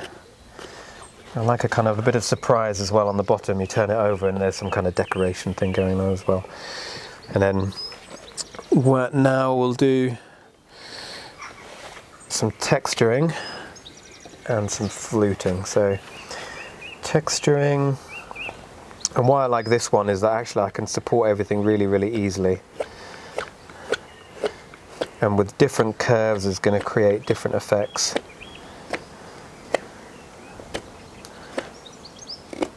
And it's very similar to the inside of the bowl, is that I'm kind of working at a diagonal. You know, I'm not going straight down, I'm not going straight down that way or coming across. I'm kind of trying to work very similar to how we did on the inside. And depending on where I cut with this tool, or any tool like a gouge or anything you could use for this, you know, you can use your straight knife, spoon knife, but depending on where I use on this one, it'll have a different effect. But I think because I like texture so much, because that's what I see in the natural world, I think it's really nice to reflect that. And other than the direction I'm going, I'm not really too worried about how big these are, how small these are, because I definitely appreciate some people's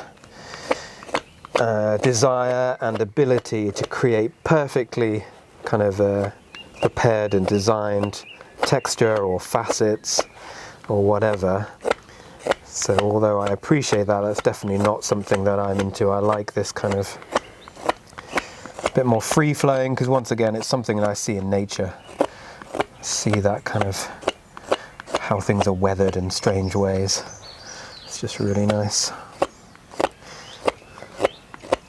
And you can see actually when it's green, it really doesn't take very long to create some nice texture. And so I've got my arm rested and I'm pushing with that, which I think for some people might be a bit difficult.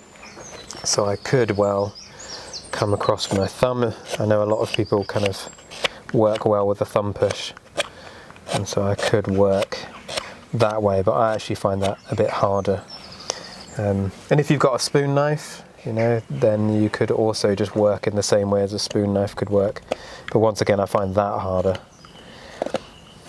And for me, any way that I can use different set of muscles when I'm working, the better. And also what I'm doing, I'm squeezing the bowl in my lap to hold that secure.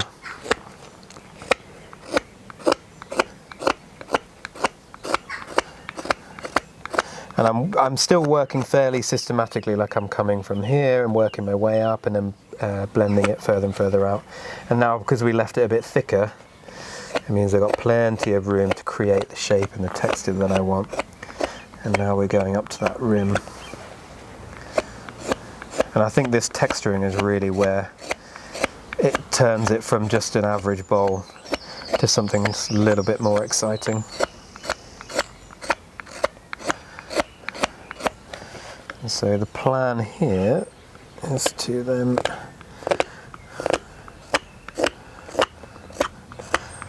so as you can see, this is definitely where going up that end grain is a little bit harder, and so sometimes working that way can be a little bit easier, but not so much. And also you could use the little palm gouge that I use to create the foot. You could also use that for this. And I guess that's another balance, isn't it, from how green do you want this, because the greener it is, the softer it is, but then the drying time is longer and also can be a little bit more precarious. And guess we mentioned about the weather. So the weather here is still quite moist, it's not very dry heat or anything, and it was quite warm earlier and sunny earlier. But one thing to bear in mind is that it's quite windy, there's a bit of a breeze, and that will actually dry things out sometimes quicker than a bit of sun will. So if it's really, really dry and windy. So I like that already. I like that kind of texture, the shape. Yeah, and I could go all the way. Let's do it anyway. Let's do it.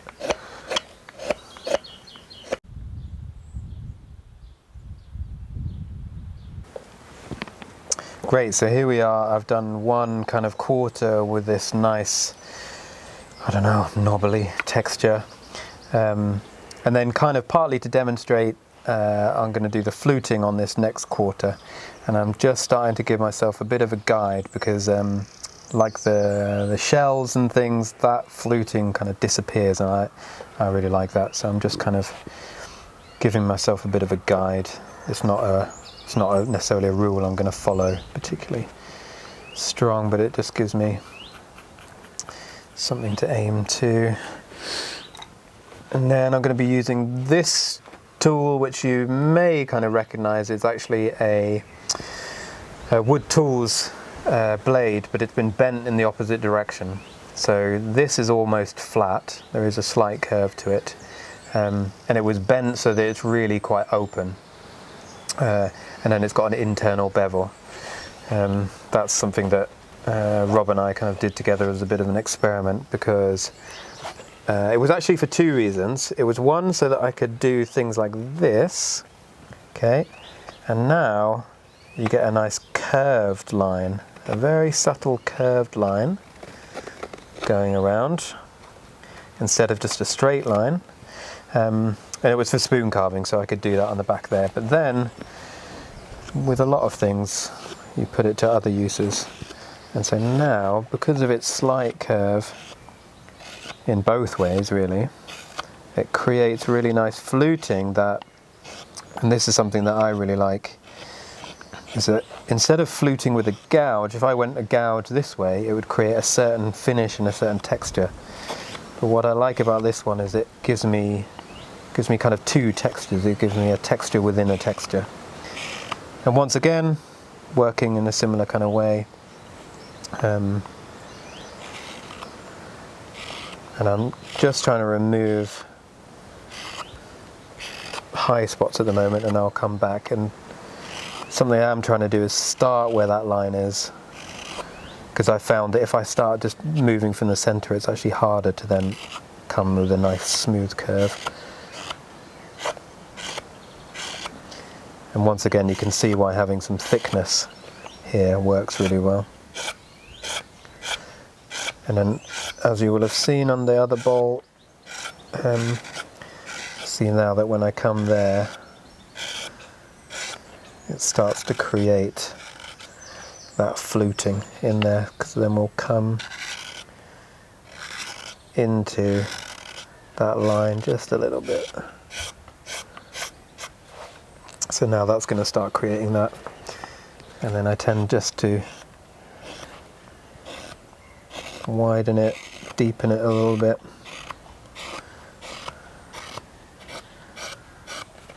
And now I'll come along and do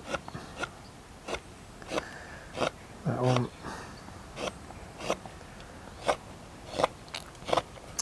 And I guess you can see that I'm using a kind of thumb push style, so I'm twisting it this way and I'm gently pushing it.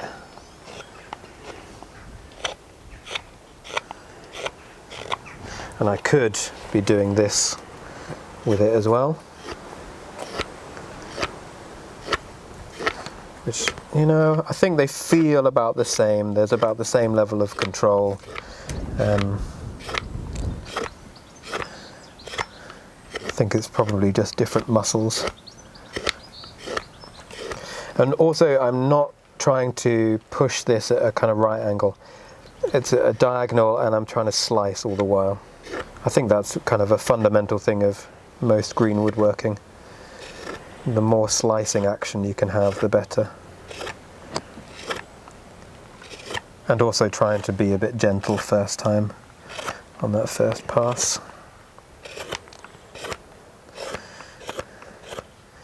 And now all I'm trying to do is make a fairly even, so this little ridge that will start happening, I'm just trying to not create a too deeper flute, because I don't think that looks that nice. A bit more subtle. and I'm not too worried about how straight that is. In fact, if it's not straight, that's even nicer in my opinion. So where are we? And then I guess the last consideration I'm aware of here is that I don't want to lose the shape coming around the bowl this way. Yeah.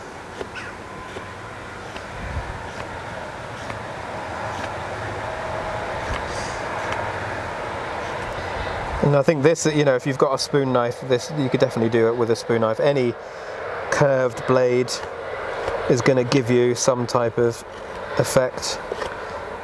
But if you are going to try this, definitely play around with things like this. I mean, I kind of came to this fluting thing from the shells. So,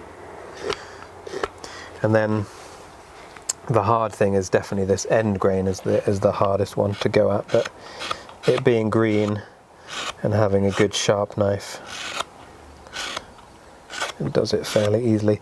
But what you'll notice usually is if I am going to do fluting all the way around, right where the center is, where you've got those rings meet, that's usually where I'll try and put two flutes. So I come this way and that way, because otherwise trying to make a flute right in the middle, because if I work this way, I'm effectively going against the grain. I hope that makes sense. It kind of did in my head, but okay.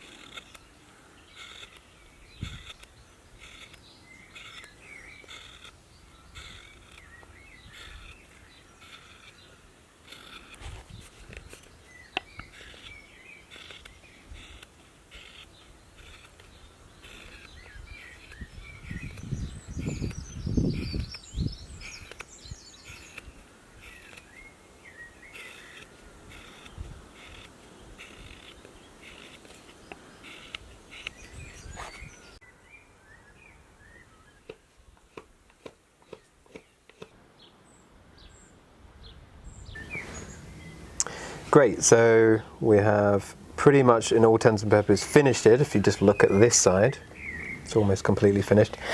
And what is nice, you've got an idea of two different kind of textures going on, which actually then creates two different kinds of rim pattern.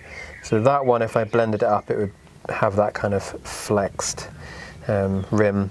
And then you can see with the fluting of how, I don't know if you can catch there as well, when it comes around and rolls over, I've gone around the rim with this curve tool, and because that takes off those little high spots there and creates another little curve, I think that's a really nice kind of look.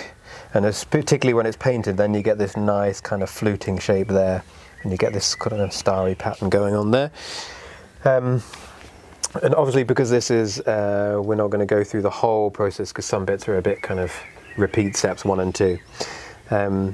But we've got a foot established, and what I was doing off camera just a little bit is actually, I don't know if you really catch that, this foot, to really be a foot, needs to be proud of the rest of the bowl. So this would be sitting down here, then the bowl would come up, and that's what I started to do. Just kind of blend that there, then I would go back and do the texturing again. But I think I'm really happy with actually how it's turned out. I think I might do something where there's just a few flutes in one corner and maybe a few in another corner mixed in with this other texture. But yeah, I would definitely say go and try out different textures and play around with stuff like that, because it's really good fun. And it's definitely, you know, I find myself definitely more inspired by the world around me than necessarily by other makers. I think I fully respect other makers who do super fine work and things like that. I think you can always find inspiration, but a nice balance of inspiration of just, you know, when I look at that wall, I can see texture and things going on.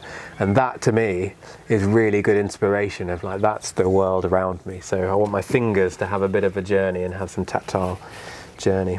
So yeah, and then... So two final phases to cover then, Dan. So once you finish with the carving, the first question is drying. So what are your preferred methods for drying? So I like to get out on a really big sailing boat, and I like to hold it up like this, and I like to the wind dry. No, I found the best way to dry a bowl is shove it in the fridge. No wrapping, nothing around it, and nothing around it really. Just put it in the fridge, in the middle of the fridge maybe, and just leave it there for as long as it feels dry. Like I would get it out, I'd wait a couple of days, then I'd get it out and I'd just try it. Does it feel dry? Does it still feel cold? And once it does, once you get it out and it starts to feel dry, you know, that sound changes. You know, like an instrument, that sound will change to your cheek and everything. It won't feel as wet and damp. And also you'll feel the weight change as well. And then with birch is pretty good at drying nice evenly, you know, it kind of plays ball quite a bit. Cherry on the other hand, one of the bowls in there in the front room is cherry, and that I kept getting out and I would leave it out for a couple of hours, put it back in the fridge. So kind of playing with that. So yeah, in the fridge is a good one, but if you're not going to do it in the fridge, if your fridge is too small or you've actually got food in there, you can put it in a plastic bag, and I would leave the plastic bag open a little bit to let some air through. You know, you could put shavings in there as well. I think it's in Villet's or Yoge's book, boiled potato. They would cover it in boiled potato. No way. Yes way. Wow. And I think you definitely did that as well. And the idea is that that boiled potato, when it's cold, is quite dry, and that's going to evenly extract the moisture out to that surface and then release it. So it's just slowing down the process and making that process nice and even. You know, you're not quickly doing it and you're letting all the moisture come out evenly out of the bowl, because usually if it comes out too quickly out of one end, and that's why having even thickness is good, because you want an even drying rate, because you don't want to put extra stress elsewhere, so it's quickly dries there, then that's going to create a differential, and that's usually where you're going to have a bit of a split. So yeah, the fridge, shavings in a bag, you know, brown paper bag might be even better, because then that's just going to help that moisture release. Failing that, just in a dark corner somewhere, you know, where it's not windy. I just realised one quick side question in relation to the drying process. Would you wait until the drying process is complete before you do the painting? Before I do the painting? Would I do that? Probably, yeah. I'm just thinking about it now, like, yes, I do that.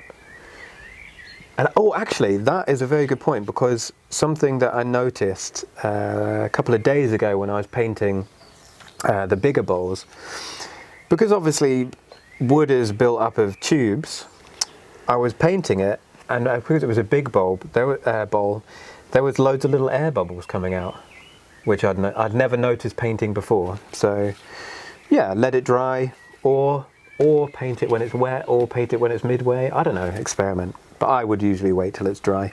And finally, in terms of the oiling, what is your personal, I know it's a bit of a minefield, but in terms of just your personal preference for oiling, what do you do in your bowls? So I have been using tongue oil, because it cures quite quickly, and it doesn't have much of a colour. And how I would do that actually is to, once it's dry and I know it's nice and dry, I would oil it, small amount of oil, really, really trying to work that oil all around a nice even, I don't want too much oil on there really. And then what I would do is either put it in the microwave for maybe 12 to 15 seconds blast. And what that does, it just heats everything up, and what you'd notice is it starts to bubble, and then it actually sucks that oil in. Or in the oven, something like that would work as well. You're just kind of heating it up, not hot, but I think the microwave, because the way the microwave heats things up, it seems to heat things up from the inside out. It's not like an oven, it's not a dry heat either. So microwave works well, oven will work well. If you can't do that, just oil it. You know, just oil it and maybe put it inside the sun or something, that'll help it oxidize. So I said I've been using tongue oil. But now I want to move on to something else because the tongue oil, the smell kind of sticks around for quite a long time.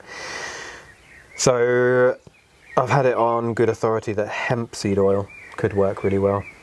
But other than that, an oil that cures, and I think actually what the painting does, if I paint it on there, that actually creates a barrier, just like the oiling. So that, you know, there's another added little thing going on there as well. Does that answer your... It does. Thank you so much, Dan. Yeah, and obviously I'm gonna go around just with the blade, just finishing off that rim, and maybe I'll blend it all the way around. But I think important thing is wherever there's a corner, sharp corner, you want to blunt that corner, because especially where these fibers are, eventually, you know, being washed up and everything, that's going to snag. So nice kind of rounded corners. Yeah, and then I think apart from doing a bit more shaping, but I mean, I even quite like it how it's got these little examples. It's got the axe, you know, it's got the journey, it's got the bark on there, it's got how I axed it on there. Yeah, I quite like that. And if it was really, if I felt a bit more confident, I would leave pen marks and all that kind of stuff on there. I would leave that on there because bit of washing up, bit of time, that's all going to fade. Anyway, here I go, waxing. Oh yeah, you could use beeswax as well. Okay. Heat some beeswax there as well. That would definitely work. You know, beeswax and oil, that could definitely work. Yeah. Yeah, or not oil it at all. I have got a couple of bowls at the house that have never been oiled. They were painted super roughly, never oiled, and as long as I don't leave them in water or put them in the dishwasher or anything crazy like that, it's fine.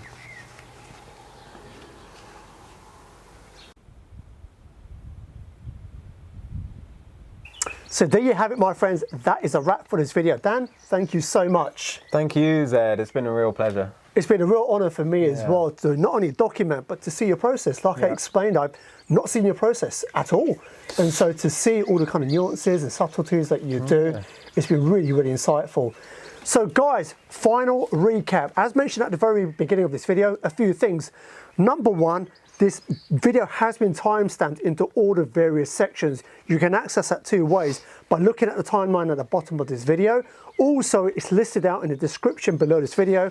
You can click on that time on the left-hand side, and YouTube has a very cool feature where it will jump to that particular section. This video is long, as you can see now, because there's so much to cover in depth, and Dan has been incredibly generous with, you know, knowledge and experience that he's taken a long time to develop. And so you can jump to any particular section that you want, and the encouragement is that you actually give this a go, or at least incorporate this into your existing process. So that's point number one. Point number two, as I also mentioned earlier on at the beginning of this video, Dan has kindly put together a page on his blog where he's put a lot of pictures up of bowls that he's carved previously, and also some bowls that he's carved just recently. And those photos will allow you to see the bowls and all the kind of features and whatnot in a lot more up close and personal manner. So the idea is that, you know, you can see that and hopefully it'll inspire you in carving your own bowl. Now, also on that page, there will be listings as well, because Dan does have his stuff for sale, you know, so he is a full-time maker. His stuff does not hang around too long, right?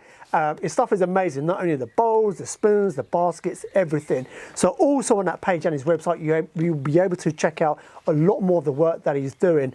Finally, I will be putting a link to Dan's social media down below in the description. That's also a fantastic way of keeping in touch with Dan, and it will mean the world to me that if you gained any value from this video whatsoever, then to go ahead to Instagram, give him a follow, and you can check out the myriad of work that he's getting up to, and also has gotten up to in the past. Dan, once again, I really do appreciate thanks, man. You allowing me to document. Any parting words from yourself before we end the video? Just that I really do invite, if anyone is gonna have a go at doing this or anything else, I really do invite, particularly on my Instagram, just message me if you have any questions, as long as it's not about oiling. There are other people out there way better than me, but yeah, if you have any kind of questions, and also commissions, definitely I I reserve the right to refuse a commission, but I do really like commissions sometimes, so anything like that. But yeah, do message me. I really like a dialogue with people, so if you're having a go and you're, oh, how did you do that bit, just message me. If you've seen the previous spoon carving videos, you'll see that Dan, he approaches things very differently. You know, he really focuses on that individual piece, really brings his own style into it. So that's an incredibly generous offer of you, to kind of help those out who may want to reach out to you. Once again, link to Instagram down below. And I actually forgot one final thing, and that is the previous videos, the spoon carving series. I would highly recommend you go and check those out. Those build up beautifully to what you see in this video. Even though it is technically carving a different item, a lot of the principles and all the nuances really do converge. So links to those videos will be down below. If you haven't watched those, I would highly recommend you do. Like I said, we cover a lot of different things. That is a perfect accompaniment to this video. So once again, guys, I really do appreciate you watching up until now. If you have done so already, links to every single thing that I mentioned down below in the description, and also some of the important links pinned to the top of the comments. Dan, thank you so much once again. Thank you, Zed. I really do appreciate that. It's been great fun. It's a beautiful location here in Edale. If you ever get a chance to visit, please do so. Actually, one quick tiny last thing. You do some of your teaching here as well, don't you? Yeah. So since actually beginning to rent this house and kind of open up this space that you can see behind us, I've already taught a handful of group courses, but I've been teaching some regular one-to-one courses each month. And it's in Edale, so we've got beautiful hills around, birds. It's really nice and chilled here. So yeah, do message me if you want to do a one-to-one, because I really actually love one-to-ones. I really like being a facilitator more than a teacher. And when most people come along with their own little nuances that they want to learn, and we can just have a nice chilled day, and I love getting to know people. So yeah, please do that. Dan is a very well respected teacher. Teaches at a lot of the big events here in the UK and abroad, and I really do mean that. Yeah. So there you go, guys. That's a wrap. Once again, I know it's a very long video, but as you can see, there is a lot to cover. And once again, Dan, I really do appreciate you allowing me to document your process. I'm so glad you came. So that others may learn. Yeah. So guys, that's a wrap for this video. And as always, I hope whatever you're doing, you have a blessed day, a blessed week ahead. From myself, Zed Outdoors, and Dan Lawrence, peace out. Bye-bye.